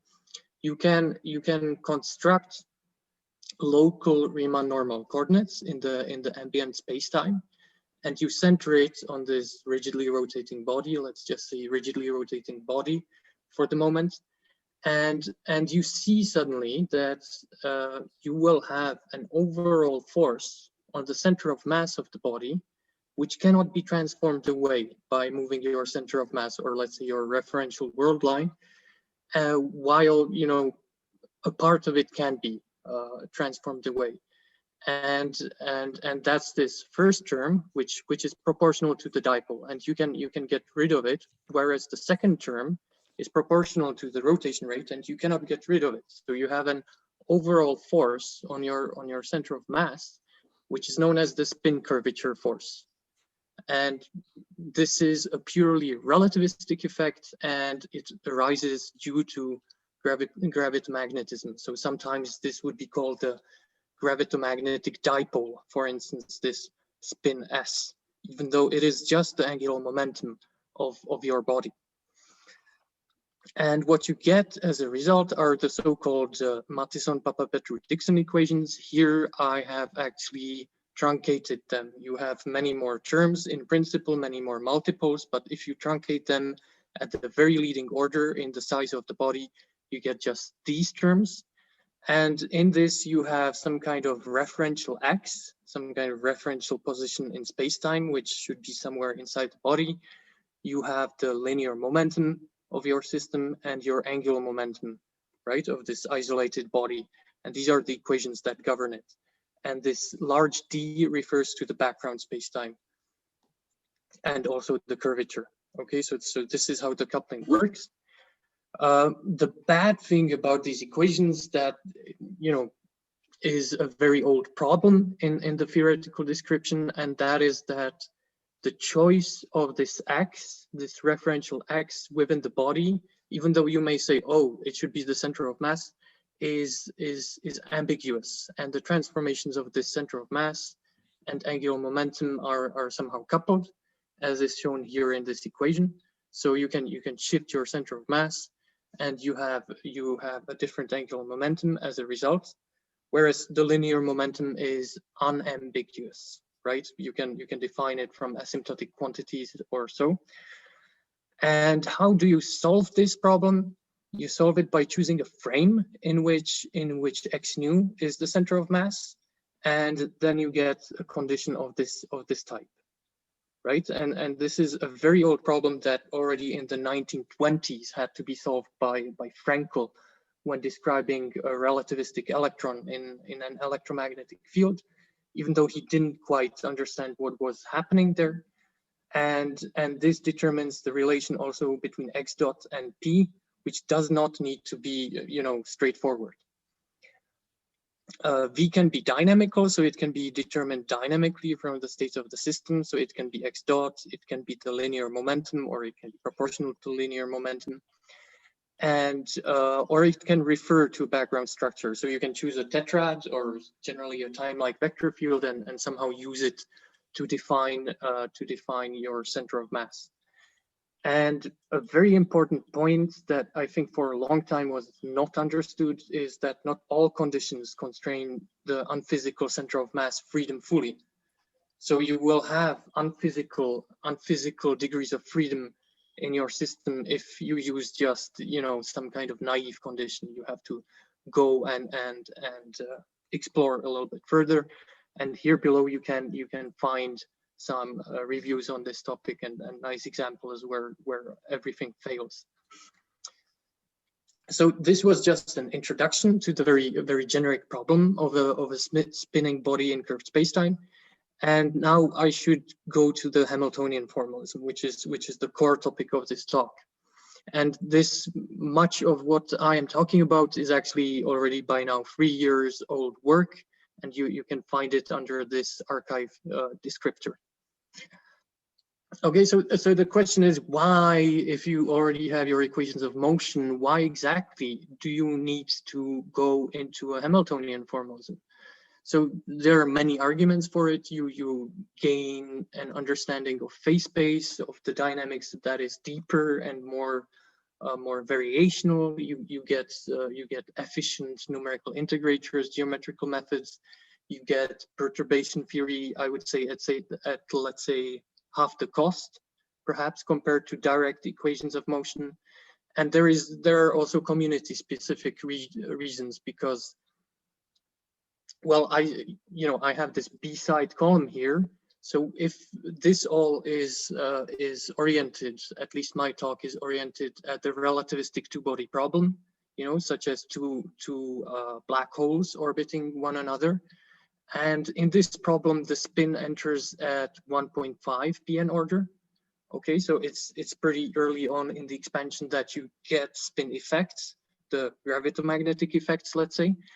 And if we are talking about the context that Barry was talking about earlier, then the waveforms that he was describing, these already need spin, right? So you have the small body spin needs to be included in these precise waveforms that Barry was presenting. And then the community uses a Hamiltonian description for capturing the conservative dynamics. So for instance, there is this thing known as the effective one-body model for relativistic binaries, which kind of deforms the test particle Hamiltonian and adds kind of like finite mass effects. And then you have the, you know, full binary description within this Hamiltonian, and so on and so on. So it's also because I want my work to be used by other people that I want to go Hamiltonian. So just summarizing the work from 3 years ago, you have a symplectic structure. You have Poisson brackets, which are given here on the left. These are the nice parts of the brackets. So you have X is canonically conjugate to P, but P does not commute with itself, right? So you have this kind of non-trivial structure, and the spin does not commute with momentum, and the spin itself, its commutation relations are a realization of the Lorentz algebra. So the generators of the Lorentz algebra fulfill exactly this relation. And then if you choose various conditions, then you can get various Hamiltonians. And basically this work covers all the, let's say, dynamical choices of frame. And the problem is that it's, you know, even though this algebra can be covered by canonical coordinates, which we have done, you know, the condition, the supplementary condition holds only as an integral of motion. So you put it into your initial conditions, and then you evolve your system, and it is conserved, you know, approximately. But in principle, you have to have, you know, an unconstrained spin in your phase space and in your problem. And this is the reason why post-Newtonian or EOB people won't use the previous Hamiltonians because of this, and that is very sad. And the previous, you know, attempts to kind of solve this problem only use the so-called Newton-Wigner condition, which has certain properties where the symplectic structure looks like the Newtonian one. And my attempt was to apply the direct constraint procedure on the system. and apply, I would say, a supplementary spin condition, which is dynamical, which does not refer to any background structure, and see whether you can get some kind of elegant system of canonical coordinates where you don't have this additional degree of freedom, where you only have the actual physical degrees of freedom surviving. So the procedure, you have a set of constraints, it's brackets. You take this matrix, you invert it, and then you define this new bracket, and suddenly your constraints become identities on phase space. So you can reduce the number of variables. So you kind of make the bracket degenerate in some sense. And here I apply this so-called Tulchiev-Dixon condition, which only refers to the linear momentum of the system to define the frame. And you just find its brackets, which has this this form, and you can invert this matrix in the following way on the relevant subspaces.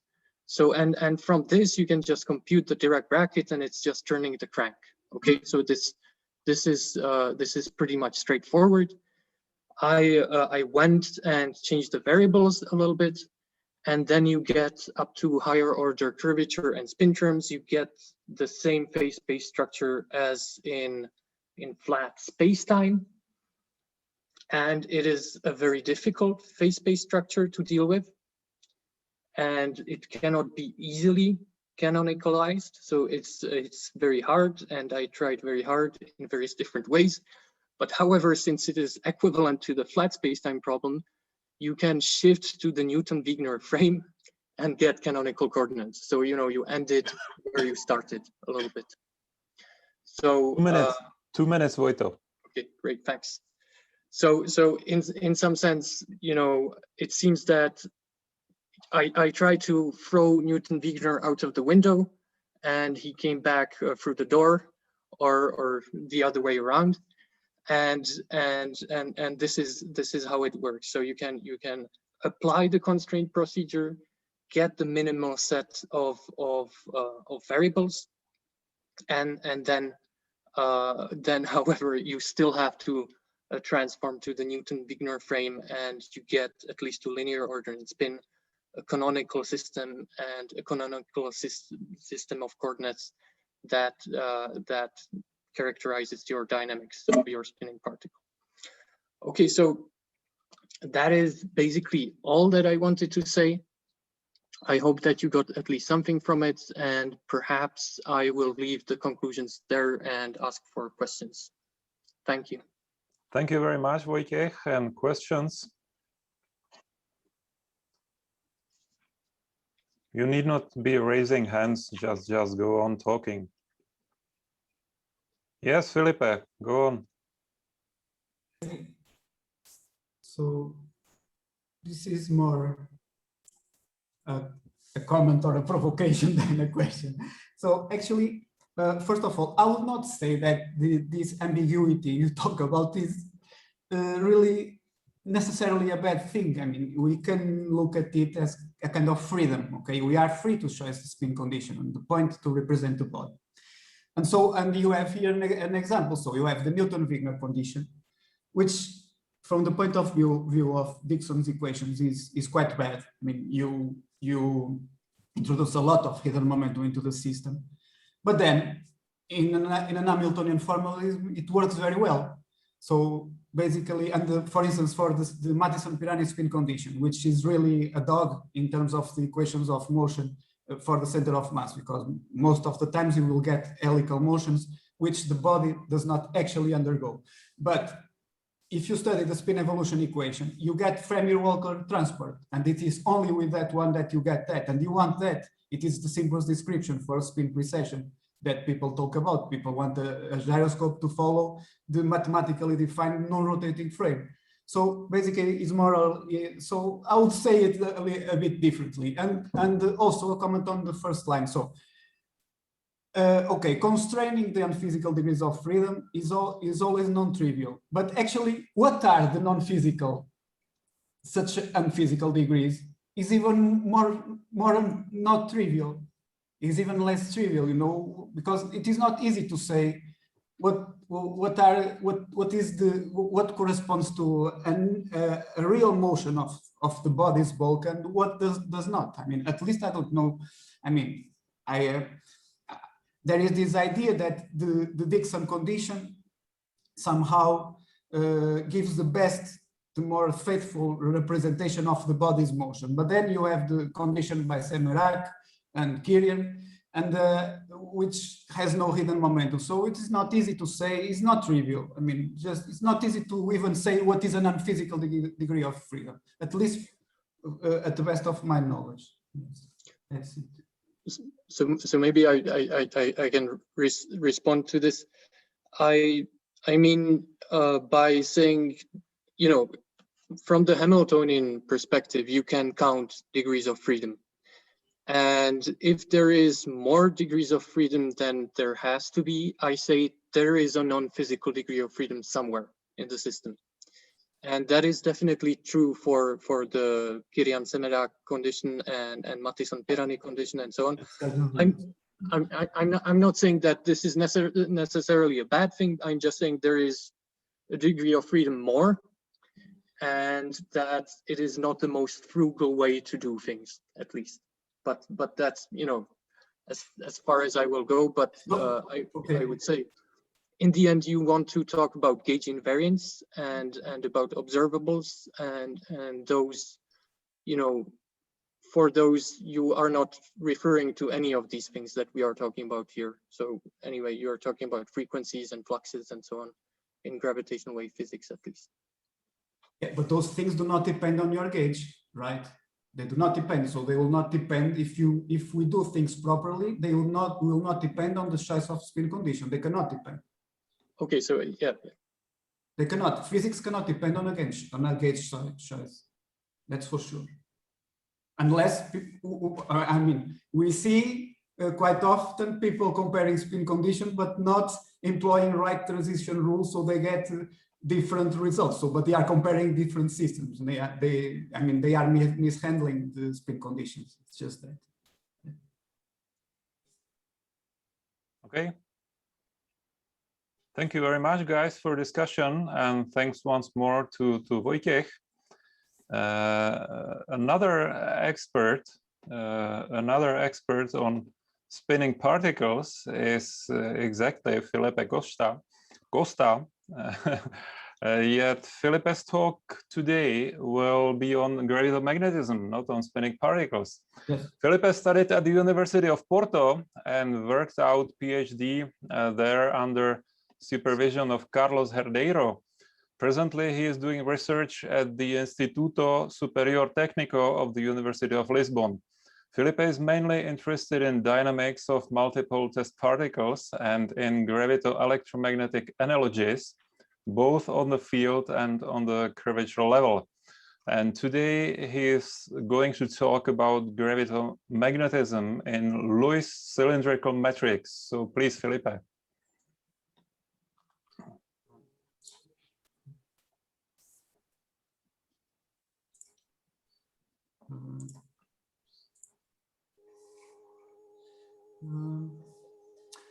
Actually, maybe here a slide.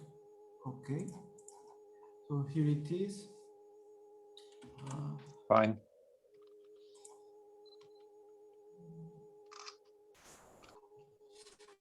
Okay, so I will talk about Lewis matrix, which describe the field, the gravitational field produced by infinite cylinders.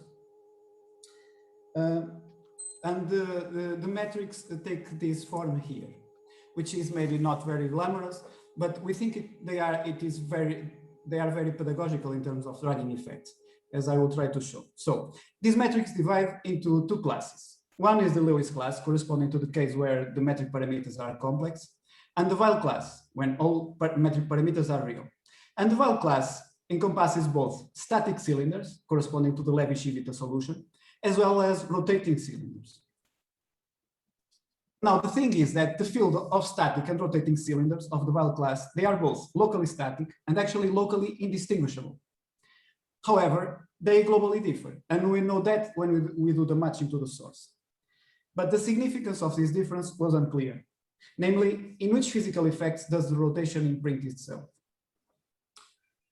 So the physical effects that are generated, the gravitational effects generated by the motion of matter, or more generally by mass energy currents, is known as gravitomagnetism.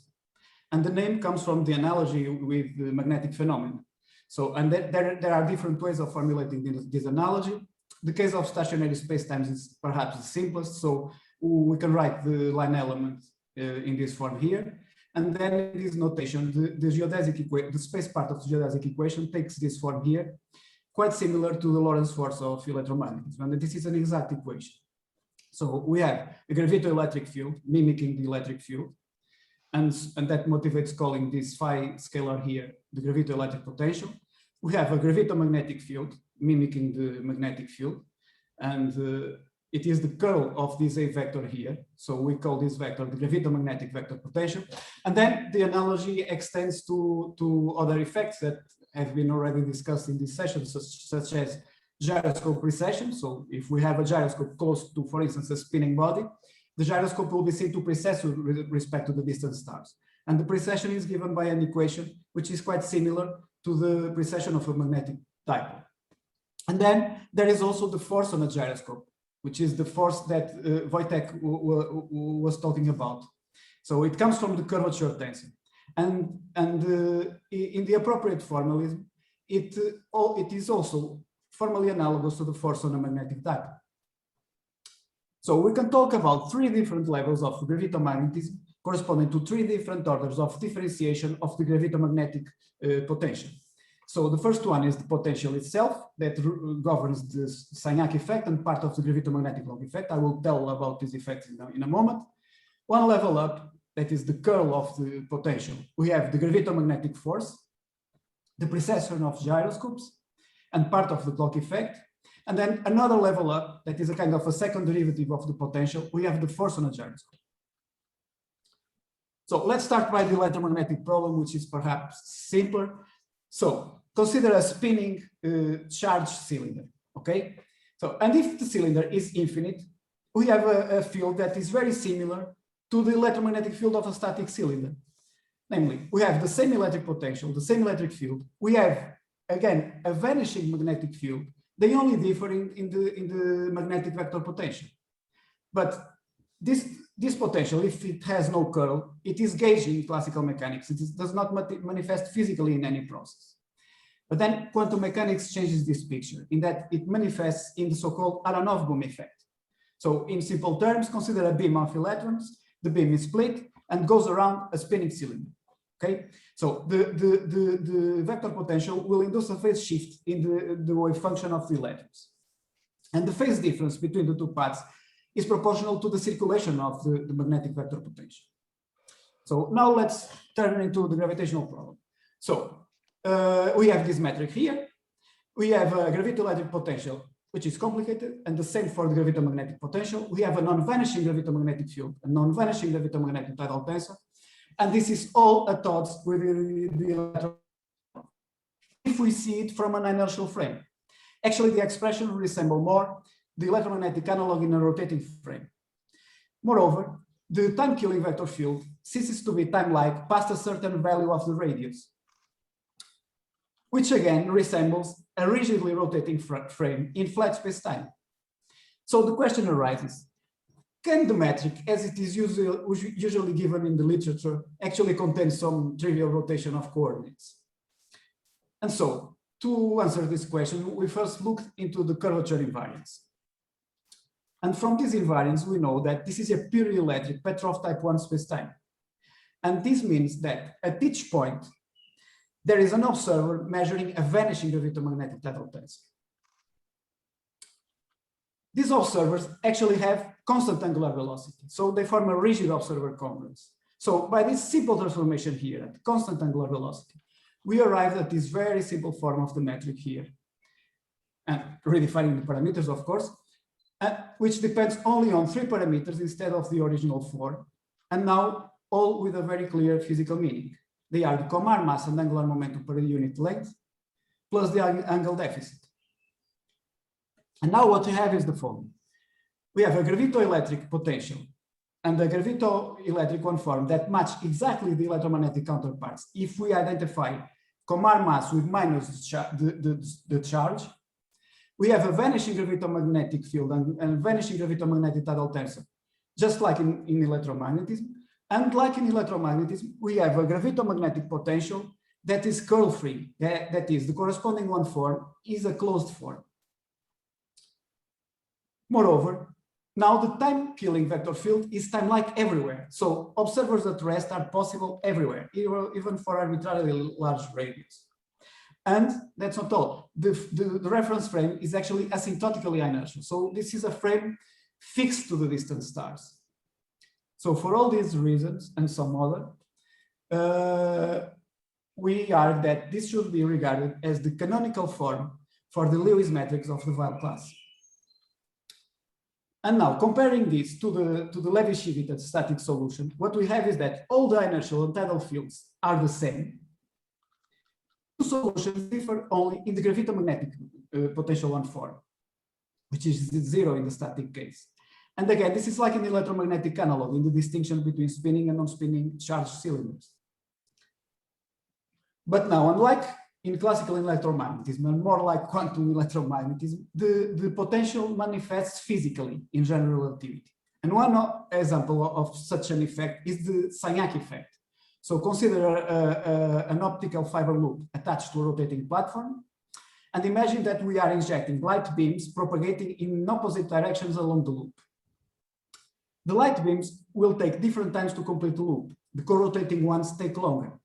And we can easily see that from the fact that they undergo actually a longer path because the arrival point is running away from the beam during the trip. And this is a way of measuring the rotation of an apparatus with respect to an inertial frame in flat space-time. And now in general relativity, consider a spinning body, okay? And now loops that are fixed with respect to the distant stars. We can set up that by pointing telescopes to the distant stars. So again, the beams will take different times to complete the loop. But now we talk about frame dragging. But the thing is that in both cases, the metric involved is formally the same. And the difference in arrival times is given by the situation of the gravitomagnetic vector potential.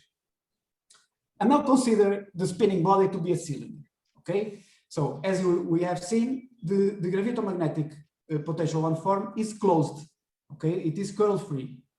So by the Stokes theorem, this means that for a loop not enclosing the cylinder, like this small one here, the Sagnac effect is 0. And it will be the same for all loops, the same non-zero, and the same for all loops that enclose the cylinder. And this exactly mirrors the situation for the Aranofboom effect in electromagnetism. In the case of the charged cylinder, again, we have a closed magnetic potential one form, so the effect is path independent. Actually, the two effects are described by a formally analogous equation. And this distinguishes a static cylinder from a rotating one. So, okay, but I'm basing this distinction in the frame fixed to the distant stars.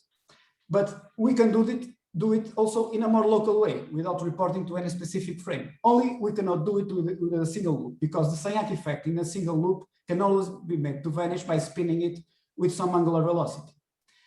But for instance, if we consider a circular loop, it will be 0 if the loop has 0 angular momentum. So that is, if the loop co-moves with the 0 angular momentum observers at that radius. But see, that angular velocity depends on the radius.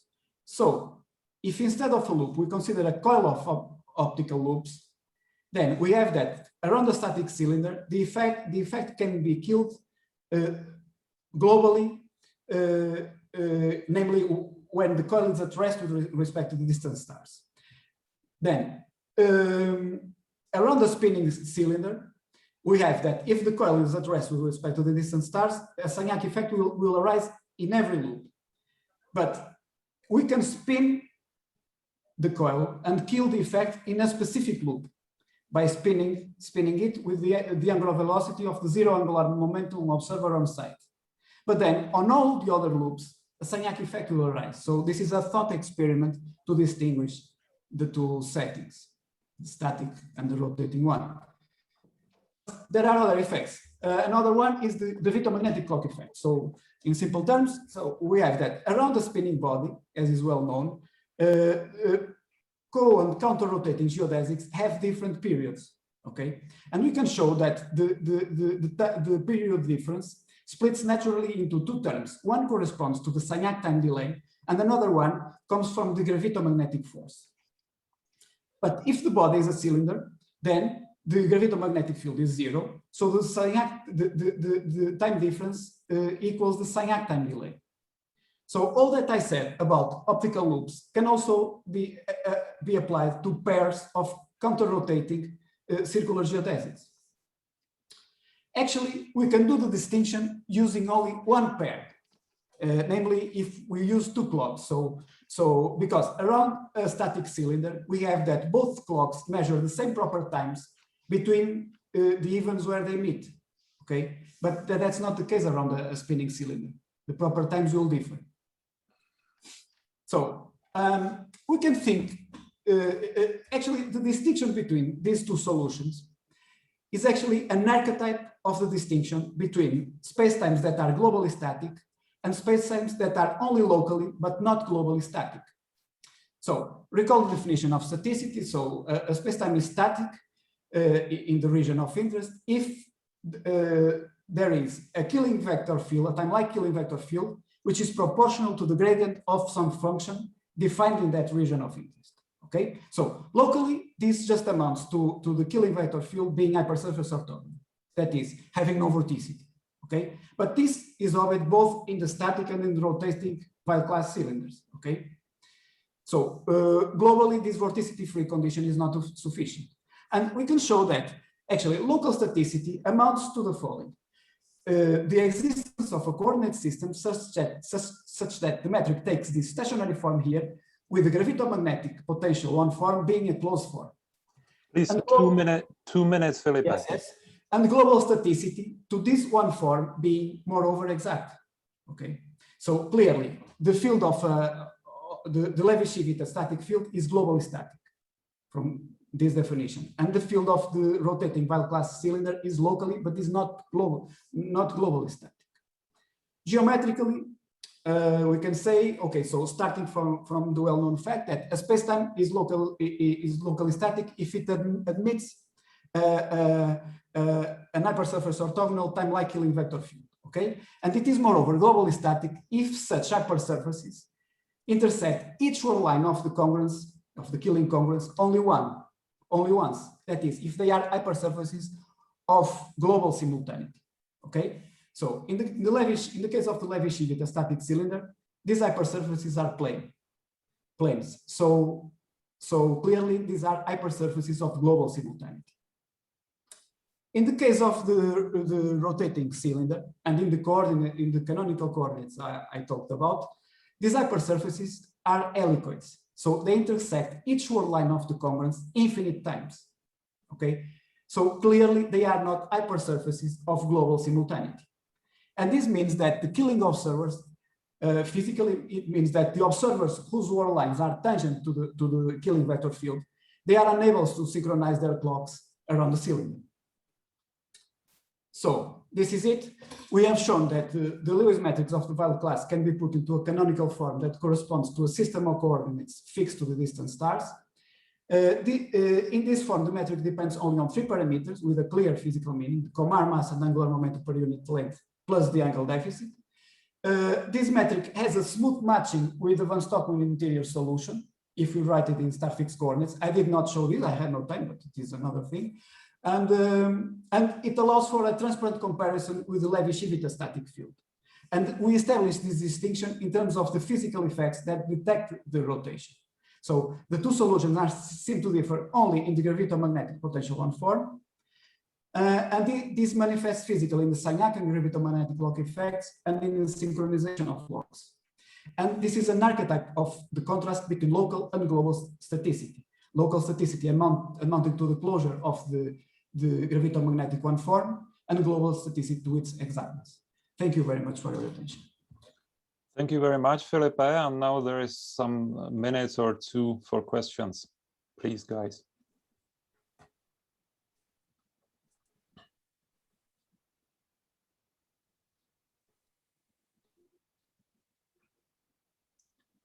Felipe, you were comparing your results in Lewis with how it goes in static while metrics. What about comparison with Kerr? Because there probably the vorticity which should contribute to the gravitomagnetic field is different than here. Yes, in that case, they are okay. So probably you are talking about the distinction between a Schwarzschild black hole and a Kerr black hole, right? Well, between Lewis and Kerr, say it's Yes. something different. Okay, but, okay. The difference is that the Kerr metric is also not locally static. Yeah. Because, the gravitomagnetic field is non-zero. So, yeah. So basically, in that case, there is no hypersurface orthogonal to the killing observer because that congress has vorticity. So the non-staticity can be detected by other means that are well known and have been discussed in this session. So by gyroscope recession, by the orbital precessions due to the gravitomagnetic force. So, but those are inertial fields, okay? And you can also make the distinction in terms of tidal fields, such as the ones implied in the force on a gyroscope. But in this case, no, only one level of gravitomagnetism, the first one from this table I presented here, only the first one is non-zero. If you write things in the appropriate way, in the way the metric is given in the literature, all these levels are non-zero, but they are trivial. You can kill them with a rigid rotation, which is maybe surprising that no one had noticed it before. Kind of amused. Fine, thank you very much. Once more. Recently, there is a considerable interest in GR effects occurring at quantum level. So it's splendid. We also have a talk from that direction here. So let me welcome Wan Kong, who studied for master at the Cambridge University. And currently she is doing PhD at the Perimeter Institute in Waterloo in collaboration with David Kubizniak and Robert Mann. One focuses on problems of quantum information in GR spacetimes and on thermodynamics of black holes. The talk offered for today is on quantum detection of inertial frame dragging. So please, Wan, welcome.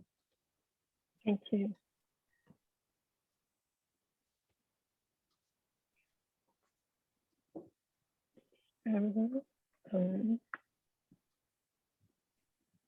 Okay, am I in full screen now? No. Yes. No? Felipe, please, can you stop your sharing?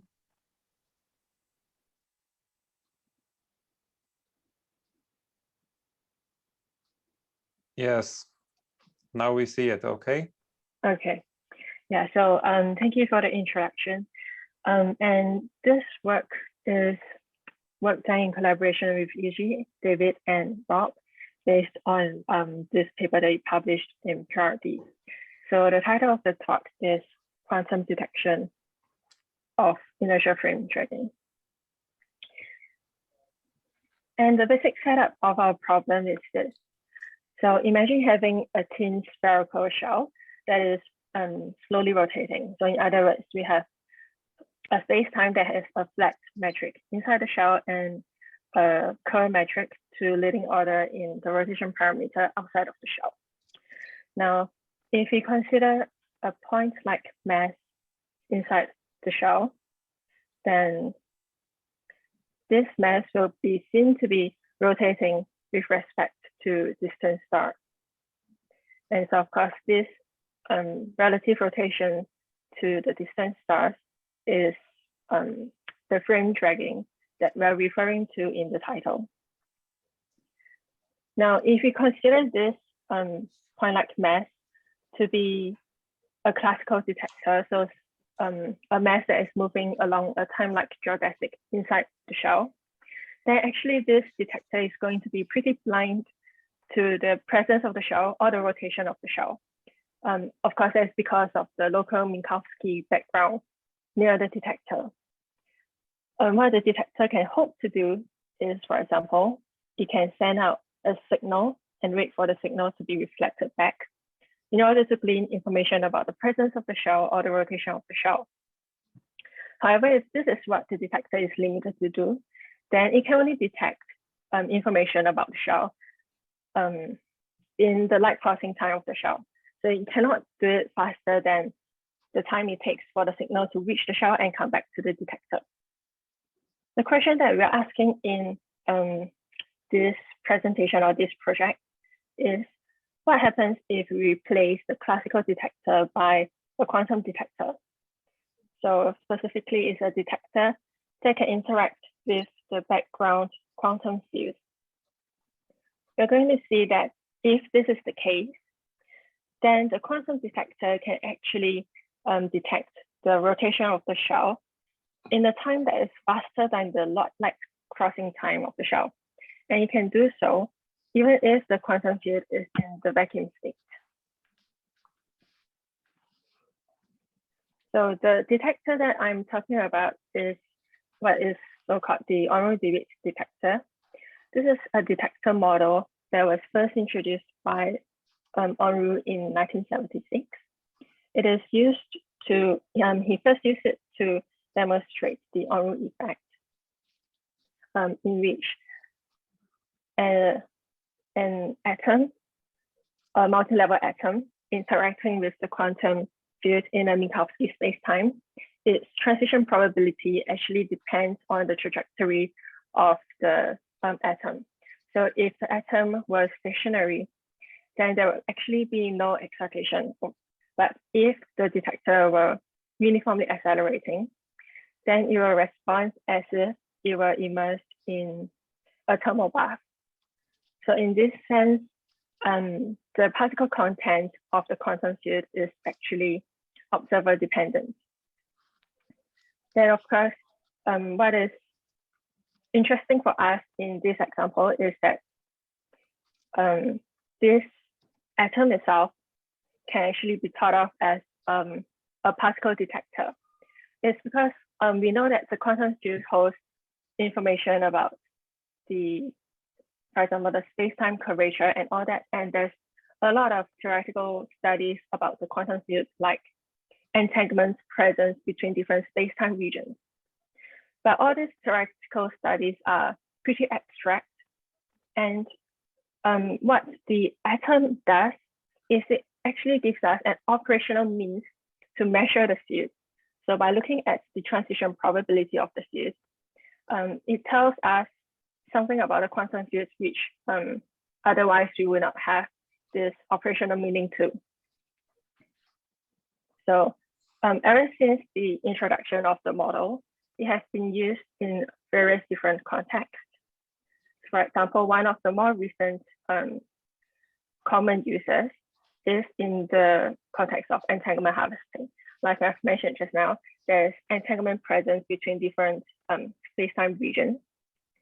And if you have a pair of detectors in the quantum field, then by interacting with the field, it turns out that the atoms can actually become entangled. And by measuring the amount of entanglement between the atoms, it is actually a kind of a measure of the entanglement present in the field.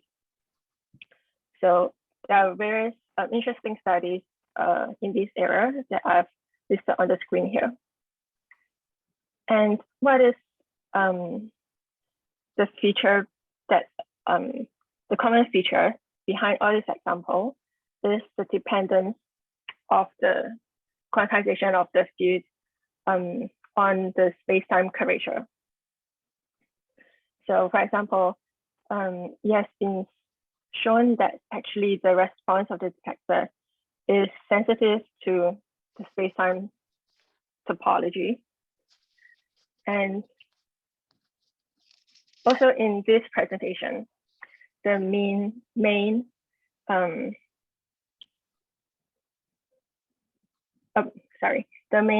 message is the ability of the detector to detect the rotation is because the quantum field knows about this curvature, and the atom can read it out by interacting with the field.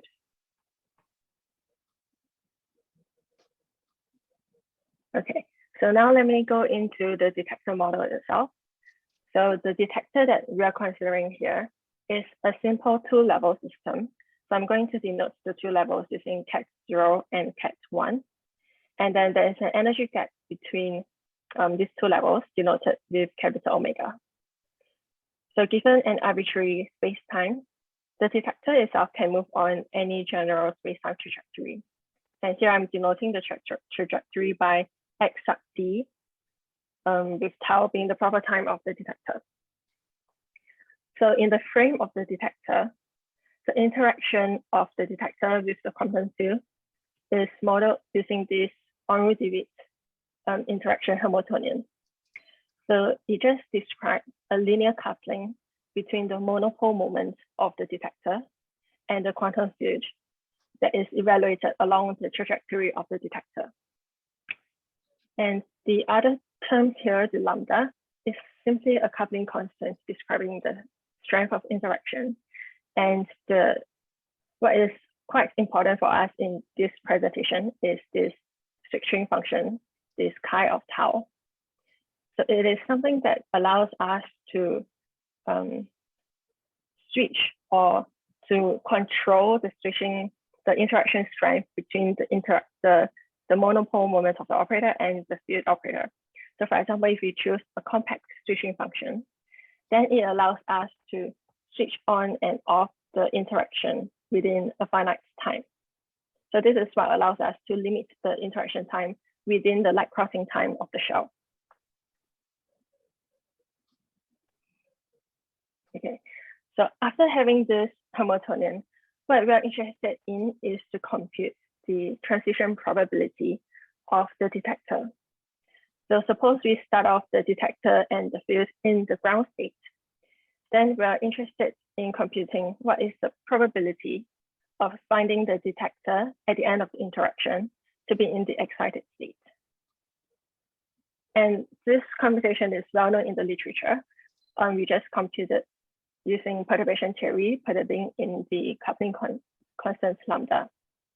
And the final result after doing all the computation is that this transition probability takes this form, but we're only going to be interested in this part of the transition probability, which we call the response function of the detector. And that's because the first term here, it only depends on the monopole moment of the detector and it does not know about the space-time curvature. But it is in this response function in which the information about space-time hides in. So in particular, the information is held in this function W. It is actually just the 2-point correlator of the quantum field. So this 2-point correlator is also called the Weidmann function. And in any general space-time, we can obtain this function by doing a mode sum, summing over the solution to the field equation. For this presentation, I'm only going to be looking at the massless scalar field just for simplicity. And of course, this is just a field that is a toy model for the electromagnetic field. So then the space-time that we are looking at actually is this type of gluing together two space-times, one part inside the space-time being the flat Minkowski metric, and then the exterior part is going to be what I mentioned earlier. It is going to be curl to leading order in A. So of course, this metric just describes the space-time of a slowly rotating shell. And just to mention that in order for us to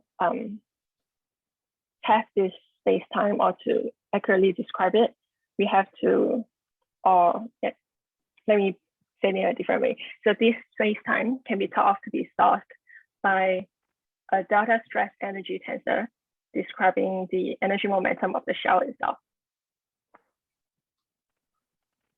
Okay, so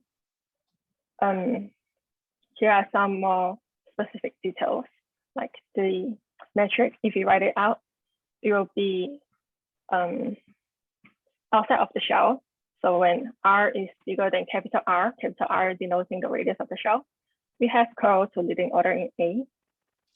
And then inside the shell, it is actually Minkowski metric, but I've written it in this way, just to remind ourselves that actually these two metrics match at r equals to capital R. So this is just the Minkowski metric written in rotating coordinates. And then what we are going to consider is to have this UDW detector being at some constant radius along the constant radius from the origin, which is going to be denoted by small r sub d. And in this rotating coordinate, this inertial or this geodesic detector is actually rotating with respect to the phi t coordinate. And this phi t coordinate is, of course, the coordinate of distant stars. Okay. One minute. Okay, thank you. So if we write it, just to give you an idea of how the mode solution looks like, it is actually this familiar Bessel function and spherical harmonics decomposition. But if you look at the arguments, it actually depends on the rotation parameter A, but I've just left out the exact dependence. So then we are going to look at how the response depends on the rotation, the energy gap, the distance from the origin, as well as the interaction time of the detector with the field. As I've mentioned, we are going to use a compact switching function, and the duration of the switching is just parameterized by this delta tau. So very quickly, here are the results. What I'm showing here is a plot of the difference in response between when the shell is rotating and when the shell is not rotating.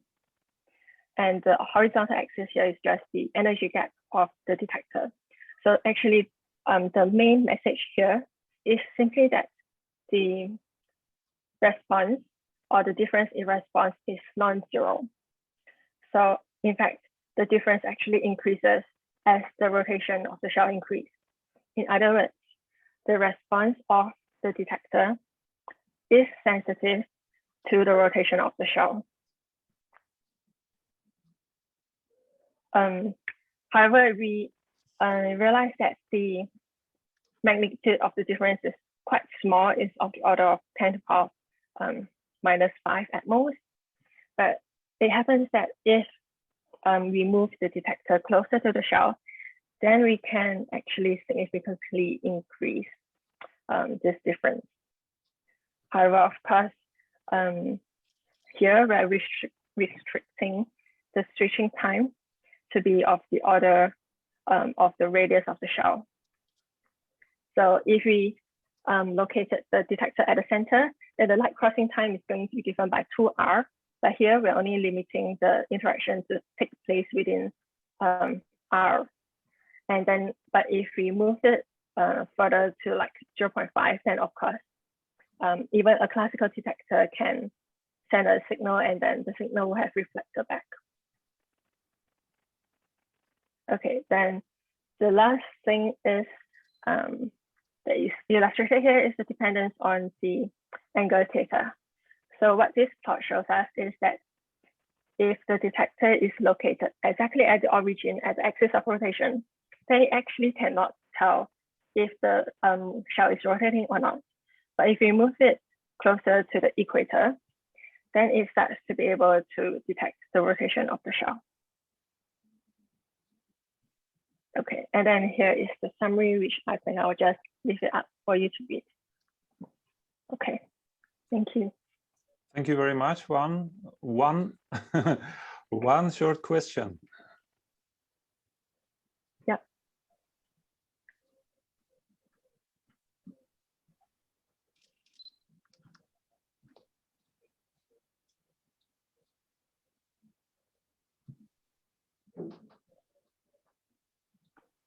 If there is no question, So thank you once more, Juan, and let us proceed to our last talk. So finally, it's great pleasure to welcome Roger Blandford to our session. Roger also studied in Cambridge and became one of the most influential personalities in the field of relativistic astrophysics, chiefly in the physics of around black holes and its observational implications. Instead of trying to select the most respectable of his positions, papers, and awards, I beg to offer a personal remembrance because it likely resembles that of many of you. When starting work on my master thesis, I was given by Jiří Bičák several papers to study, and two of them were by Blandford, the one with Nayek, and a thick one on the theory of extragalactic radio sources written together with Begelman and Wies. Well, yes, it is a special joy to introduce one's heroes from young days. So greetings to Stanford, and please, Roger. Thank you very much, Aldrich and Yuri, our friends Yuri Bičák and Vladimir Karash, and everyone else for a very, very kind invitation to talk to you on in this session. Shall I try and share my screen? Yes. Did that work? Yes, only that we now see your email. Oh, that was not my intention. But it's okay. It's we have here program. So well, maybe you can now it's read my email. Let's try unsharing. Stop share. I think I shared the wrong screen. So we should be back now to share screen.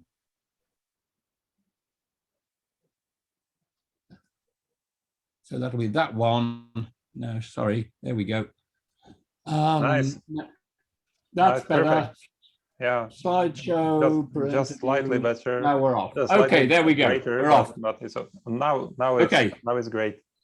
Okay, thank you. So this may be slightly the wrong session, but I've tried to make it appropriate. I'm going to talk about something which I think there was another session which I couldn't hear on M87 and the black hole shadow, so-called, and in the work that I've done has been collaborative with many people over the years, and I'd like to call out another local, Nomi Globus, who's been working with me on the sort of current manifestation of this. So I'm going to do is spend about half of my time talking about giving the astrophysical context for this, for I imagine general relativists, and then I'll spend the second half calling out the places that the dragging of inertial frames comes in to those who speak general relativity. So for the astrophysics, M87 is, of course, is a nearby elliptical galaxy. It has a central black hole whose mass was measured in the 1970s by Sargent and Young, and they got about 5 billion solar masses, which turns out to be very good measurement. It has relativistic jets, first found by Curtis in 1917, and they're believed to have a small angle to the line of sight. And let me just call out two features of this, because they'll come back in my story. One is these jets, like many others that we're seeing, appear to be now resolved by radio astronomers to have an edge-brightened emission. So we see the edges of these jets, not the centers. And the second is, this is the famous black hole shadow. And what you'll see is the bright emission comes from the side with respect to the jet axis. These are 2 points that I will return to in a moment. Okay, just to say, without any further context, that the jets are everywhere. We see them on the sky. There are many types of jets associated with AGN, and they appear in many other types of sources. What I have to say, I think, is relevant to these sources, but in a different fashion. Let's return now to the Event Horizon Telescope observation of M87. This was a magnificent accomplishment, using lots of idiosyncratic telescopes and even more idiosyncratic astronomers, and getting them all to work together to produce this magnificent image, which validated the general view that there is a black hole in the middle of M87 and it is powering the jets. So this shows the image, They now have linear polarization, which has recently been published, and this shows the direction of the electric vectors and so on. And this is taken from a simulation that's been done by the Event Horizon Telescope team. The mass of the 6 billion solar masses is, I'll adopt that. That corresponds to 10 to the 15 centimeters, 10 to the 64 ergs, and 8 hours. And the important point, the first one to call out is the fact that the emission comes from the side here is entirely consistent with it being Doppler brightened emission coming from an orbiting ring and not from the jet. So this image does not exhibit the jet that one sees on the much larger scales. What you're almost certainly looking at is synchrotron radiation at the observed wavelength of 1 millimeter, with a brightness temperature up to about 6 gigakelvin, modestly relativistic electrons and fields between 10 and 100 Gauss. And I'm going to argue for more of 100 Gauss. It's optically thin, probably, and you're seeing modest linear polarization, and a low circular polarization, points to which I will return. Some more numbers here just to give the astrophysical context to motivate the relativity that's coming is I'm going to guess an intermediate spin rate, about 60% of the maximum value, with a corresponding spin period of 7 days. The amount of rotational energy is good for this system as it currently is displaying for 1 trillion years, much longer than the age of the universe. Now, a very important point is that the power associated with the jets, and this is just looking at the jets per se, is about 600 times or so the power associated with the ring, which is being observed by the EHT collaboration, and about 100 times the upper limit on any power that's coming from a surrounding accretion disk. So these jets, if you take the observations of them at face value, are enormously powerful compared with what you're observing in the EHT image, and but they're very underpowered compared with the so-called Eddington limit, and so at the moment the jets are less than they almost certainly were at one point at earlier points in the lifetime of the source. But the real question is, why is the ring so dim? And now the second crucial number here is how much mass is supplied to this system. And there's a conventional way of estimating this, which seems to be corroborated by observations, that is, that will give you 10 to the 25 grams a second. This is something called the Bondi rate. And again, I'm going to take these observations at face value rather than follow the more reductive approach, if you like, of the EHT collaboration, which starts from models and gets much lower values for these numbers. As I also said, the jet is inclined to the line of sight. In fact, it's the counter of jet if it's inclined to the line of sight. So the astrophysical motivation is, why is the ring so dim? I've already said that. It's also very dim relative to the mass supply. So the radiative efficiency is 10 to the minus 5 of c squared. It's not the typical 10% that is commonly assumed. Now, if the jet is powered by the black hole, then you know immediately, and most people now seem to believe that it is powered by the black hole, that you know what the flux is there here in CGS units. And corresponding to that is you've got an angular frequency, and the flux is a voltage of about 15 exavolts and a current of about 300 petaamps. And the corresponding field will be around about 100 Gauss in the vicinity of the black hole. The cooling time is extremely short. And what that means is that region must be strongly magnetically dominated relative to the emitting gas that you're looking at. Now, another point that you saw in those radio images that I showed you was the jet is collimated on scales from about 100 to 10,000 times the gravitational radius. And and we have to have magnetic flux trapped close to the black hole. And so we have to have a ring of gas there that confines the magnetic field close to the black hole. So these are all observational clues, going from the observations and trying to infer what's going on rather than the other way around. I'll leave the next 2 points that come up later. So I now want to just introduce a little bit of astrophysics to give a context to what's going on. If you take a traditional accretion disk, and I'll call this getting the power from these systems out of gravitational energy, this is, and I'll call this nurture if you like. The gas is in a disk. There's friction there from magnetic fields. In the simplest version, there's constant mass inflow, but angular momentum must be conserved in the disk if there is no other means of getting rid of it, and angular momentum is transported outwards, and that implies that energy is transported outwards because the torque inside the disk must do work, and the net result is that the energy radiated is 3 times the binding energy released. And this all comes from the innermost stable circular orbit close to the black hole.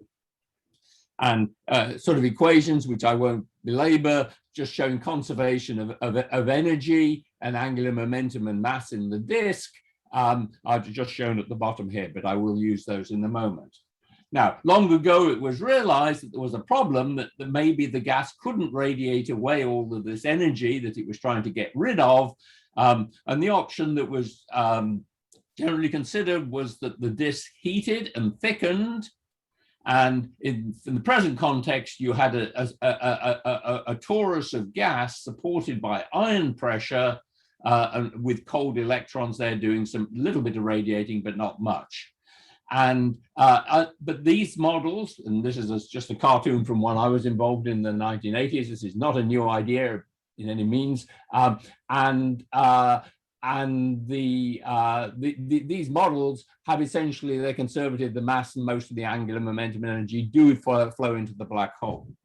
But there's an alternative, and this is the one I'm going to say is still worth considering on the basis of these observations, is that the disk actually remains thin. It carries energy and angular momentum outwards, and instead of the energy being carried off in a wind, in radiations, it's carried off in a wind. And there's a gradual domination from being magnetic field dominated close to the black hole to being gas dominated at large distances. And so this is what I'm really saying here is that there's the whole, what is observed is being powered by rotation. It's the nature of the black hole, and that powers the relativistic jets.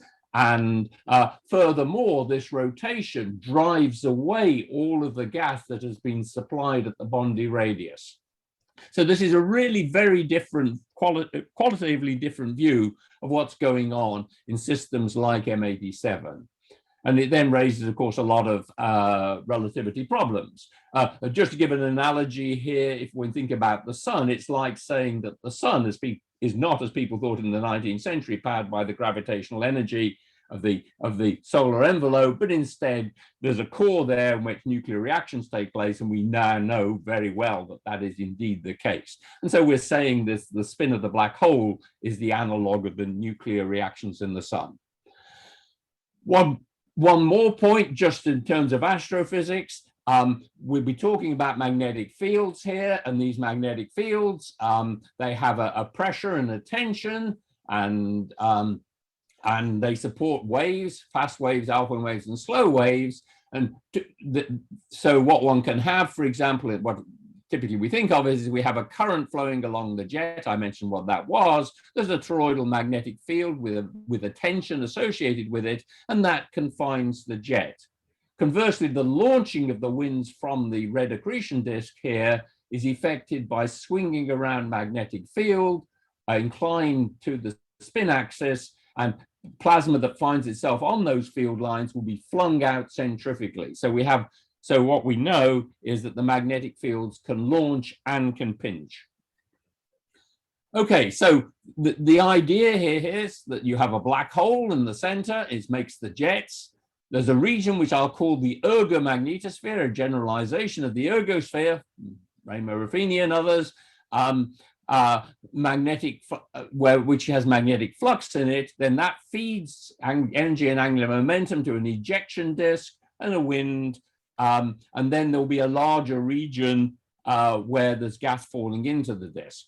So this is the sort of, I'm going to show you some cartoons here, just of of the general picture. And it's important, I think, in this system not to just focus on what's going on in the black hole, is to see it in the very much larger context. So if we look on the larger context of the Bondi radius on scales of 1 million gravitational radii, then we have gas falling inwards into a disk, building up the mass supply.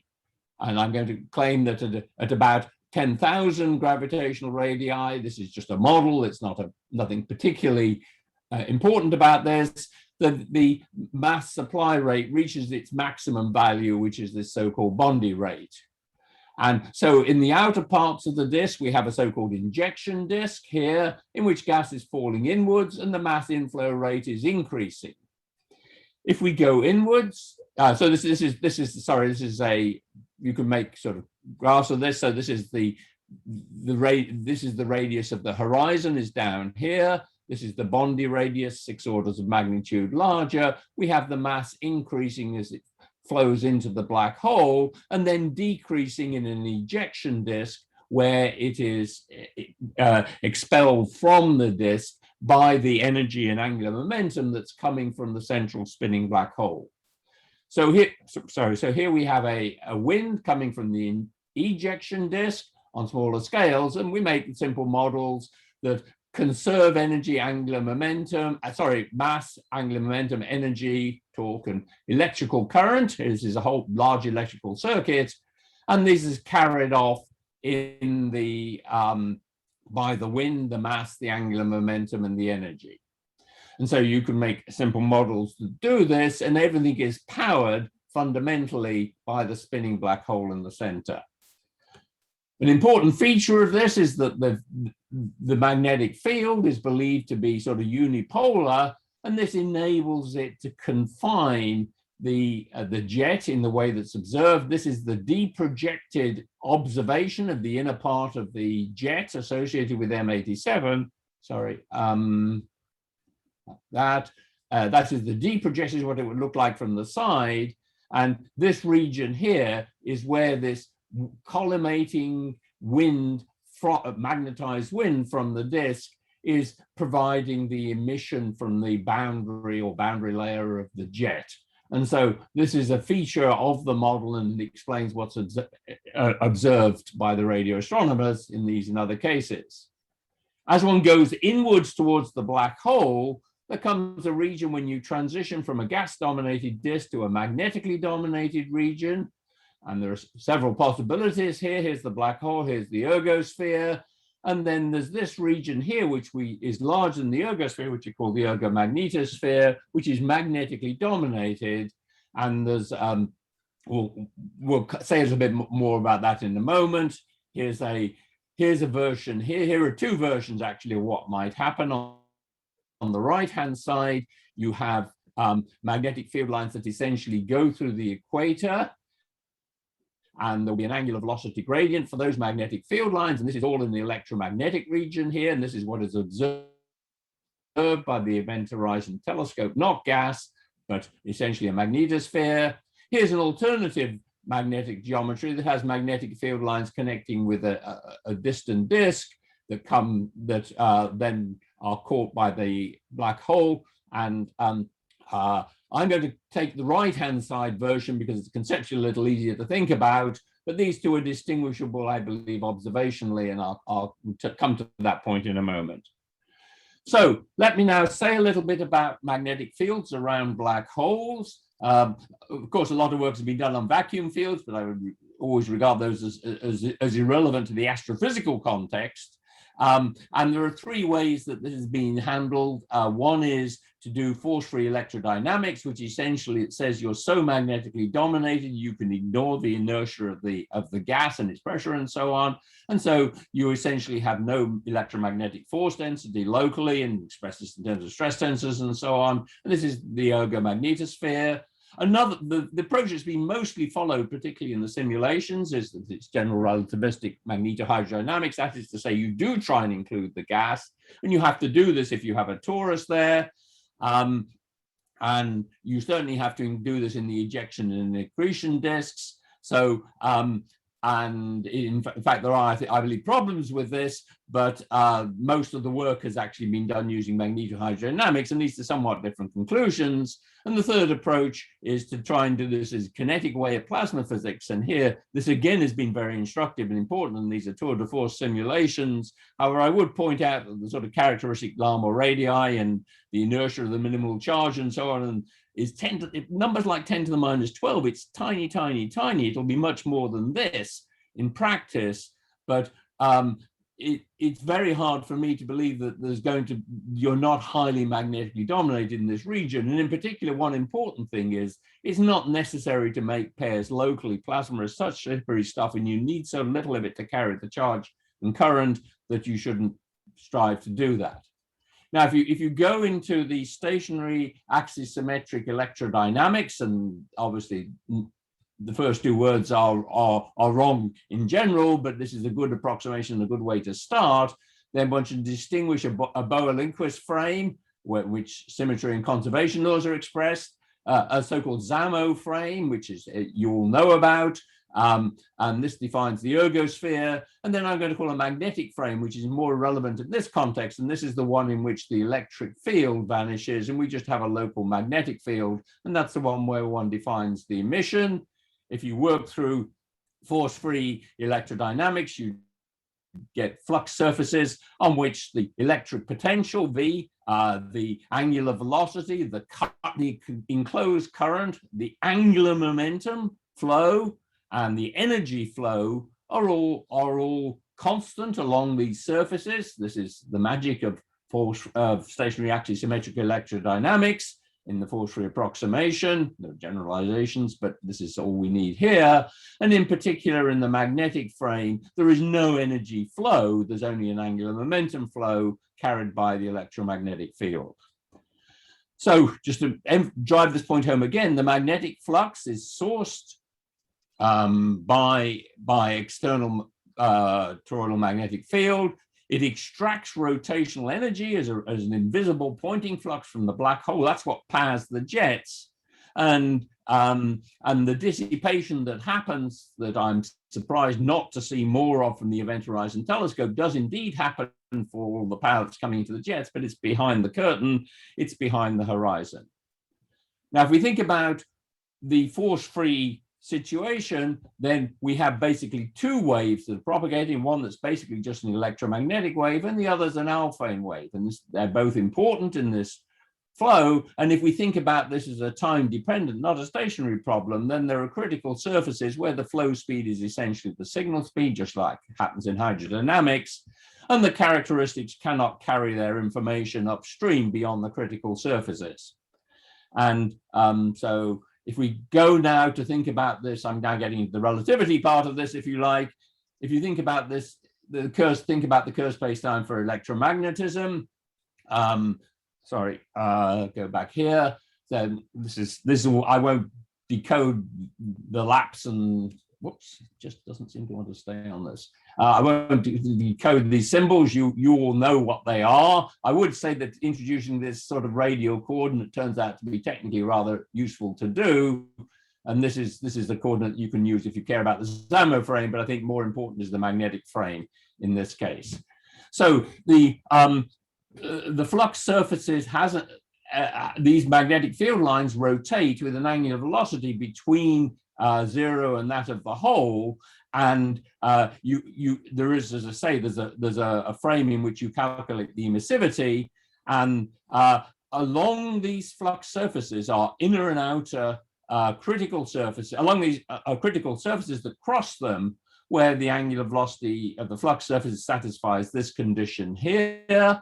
And the key point is, from the point of view of causality, it is this region between these two flux surfaces where the magnetic flux distribution is confined, is determined, and there are surfaces also associated with the fast waves, and one of them's the horizon, and the other stuff that's going out in the distant jet. So the way to think about this, I'm just going to say qualitatively here, but it's expressed sort of in terms of GR, the way to think about this is it's the region between the inner and outer light or alphane surfaces that determines the magnetic geometry and where all the activity goes on. Now, there's a problem here in this general idea is if we consider just the traditional ergosphere here and then consider a magnetic field line going through the ergosphere, that magnetic field line must rotate with a finite angular velocity. If it doesn't cross the horizon, and if it doesn't cross the horizon, there is no natural source for the energy and angular momentum that it must carry off. And one solution is that it will have the minimum angular velocity allowed within the ergosphere. It will essentially become luminal and highly radiative. Instead, what we believe to be the case and what actually happens here is that those magnetic flux surfaces are in fact, they're differentially rotating. They are in fact unstable to electromagnetic instabilities that are rather like the so famous magnetorotational instability that operates in accretion disks, and they're driven by the gradient in the angular velocity. Although the instabilities can be axisymmetric, probably non-axisymmetric ones are more important. They grow on an orbital timescale, and the key thing is that they transport stress from the black hole event horizon through a sort of electromagnetic clutch outwards across the flux surfaces, which you otherwise wouldn't have happening. And probably what happens is that you have tangled field lines, and so you've got a somewhat tangled region there. How much depends on the details of the model, which you don't really have enough to guess. But if you take a minimalist view here, only a few % of the jet pan needs to be transported across the magnetic flux surfaces to drive away all the gas from an ejection disk and comply with the observational constraints. If we want to try and make a model this and say, what do you observe? Then the best way to do this is to transform into this magnetic frame, the M frame, where there's a local magnetic magnetostatic field. You can make it simple prescriptions can be given, but for the type of spectrum you have, but not for its value, because that depends on particle acceleration, which you don't understand. And then you just Doppler boost into the Bohr-Lindquist frame, and all of your radiative transfer is essentially follows from the condition that the photon occupation number is invariant and conserved along the ray. And it is clear that just looking at the observations that the emitting gas must be rotated. If you then, again, there's obviously more to it than this, but you can make, there's many papers being written on an old subject that's all covered perfectly fine in Misner, Thorne and Wheeler, and originally by Carter and others. But if you want to do the ray tracing, all you need is two first order ordinary differential equations. A more practical way to do it uses three slightly more complicated ordinary differential equations. And if you introduce the reciprocal of the Bohr-Lindquist radius and so on, and these are the conserved angular momentum of a ray and the Carter integral.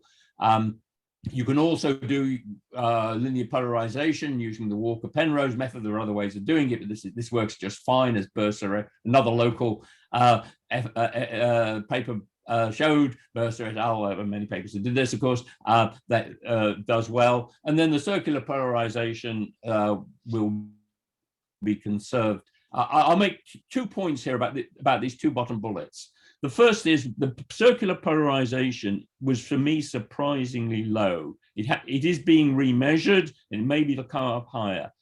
If you're looking at pure electrons, then I would say in a fairly ordered field, you expect a larger degree of circular polarization.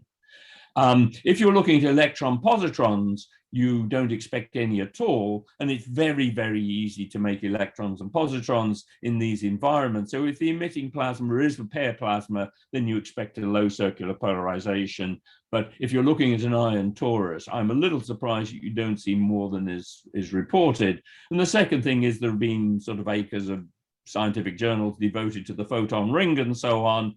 At least in the models we've been looking at, this is quite unimportant and nowhere near being resolved in any serious way by the EHT observations. So just to finish, I might have gone so here in my time, for which I apologize. Let me just leave the slide here and stop. You may summarize still. It's your time is great. Oh, okay. Still, I thought I'd gone over. Okay. Still some, all right. well, then I'll summarize then. As you like. Okay. Well, no, I'll leave it up. I mean, people can read. So I'll leave it up, and then why don't we leave some time for questions? Okay. So thank you very much, Roger. And now questions.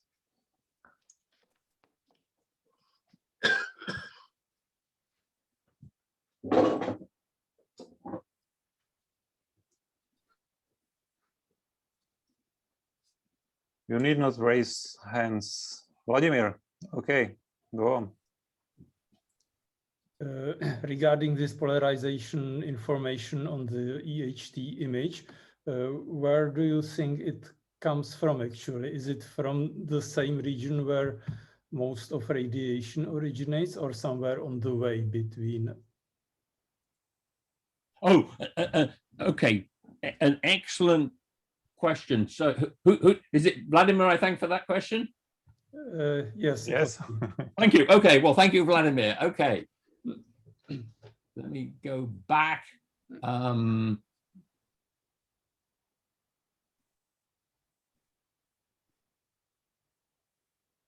Okay. Look at this image on the right-hand side here. Can you see it? Yes. Okay, the line of sight from the region around the black hole to the observer is sketched here as is believed to be the case on the basis of astronomical observations. You will see it is likely to intersect the boundary layer between the jet, this invisible pointing flux that's coming out of the black hole, and the wind associated with the accretion disk. So that boundary region there is likely to be intersected in this way. And it is entirely possible, depending on how much of entrainment of wind gas there is in that region, that there is significant Faraday rotation, which can rotate and depolarize the emission. And we will know an awful lot more when EHT observes at different frequencies, and because those effects are strongly frequency dependent. And so it is possible that some of the polarization is affected by what I call sins of transmission rather than the sins of emission, which is what's going on close to the black hole event horizon in this ergomagnetosphere surrounding the black hole. And in that case, you expect the electric vector to be perpendicular to the projected magnetic vector, and also to have a degree of circular polarization. And the circular polarization is harder to calculate because it depends on the angular distribution of the emitting particles, as well as their charges.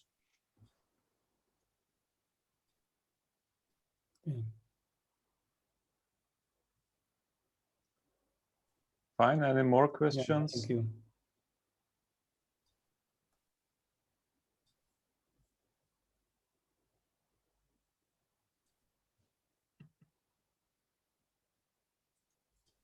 We still have hopefully some 5 minutes before they will switch us off. So if you wanted to discuss anything, go on. If anybody wants to talk a bit more about the GR, I could say a little bit more about the details of what we actually do.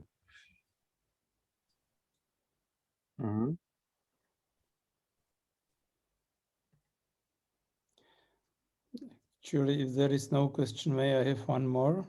Yeah, sure.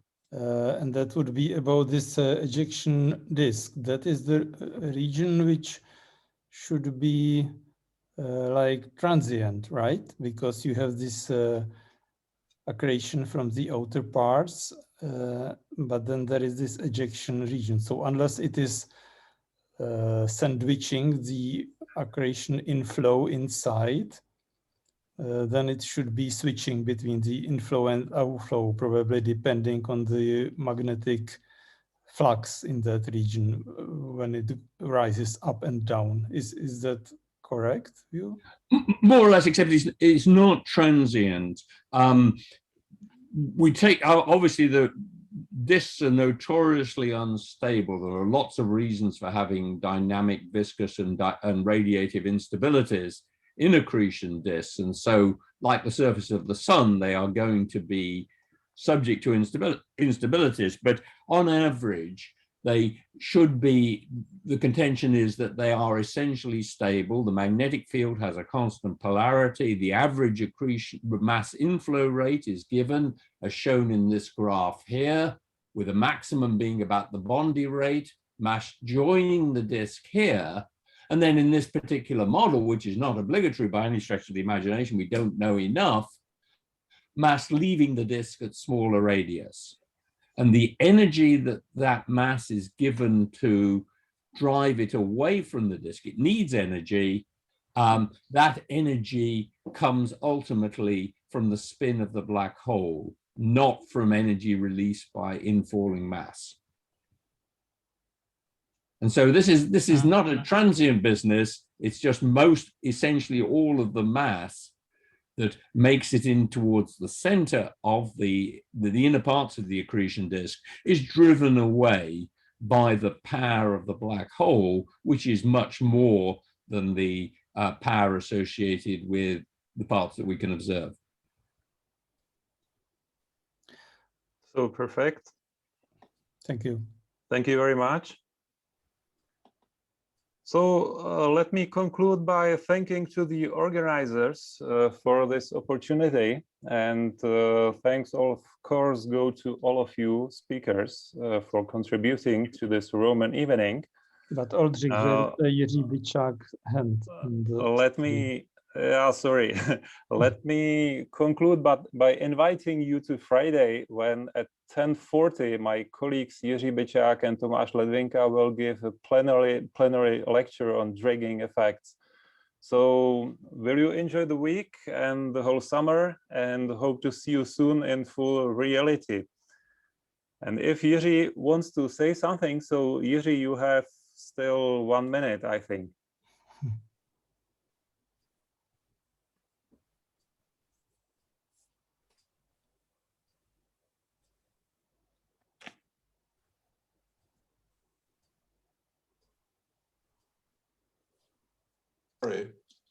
Am I now heard?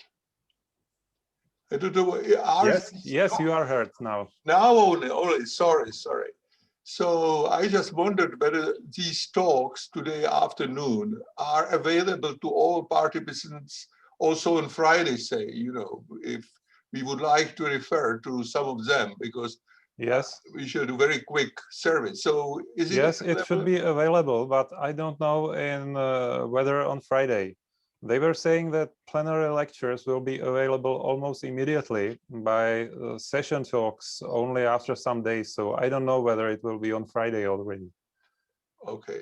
Well, so in any case, so one can refer to. But in future anyway. Yeah. Yes. Good. Thanks. So thank you all again, and they are probably going to switch us off. So I should stop sharing in order to clapping my hands to all of you. And have a nice summer. Thank you very much. Bye bye, guys. Thank you all. Bye bye. Bye. Soon. Bye. Ciao Maria Teresa. Thank you. Ciao, Ciao. ciao. Ciao, Ciao Matteo. Ciao, ciao. Thank you. So bye bye. Bye. Thank you.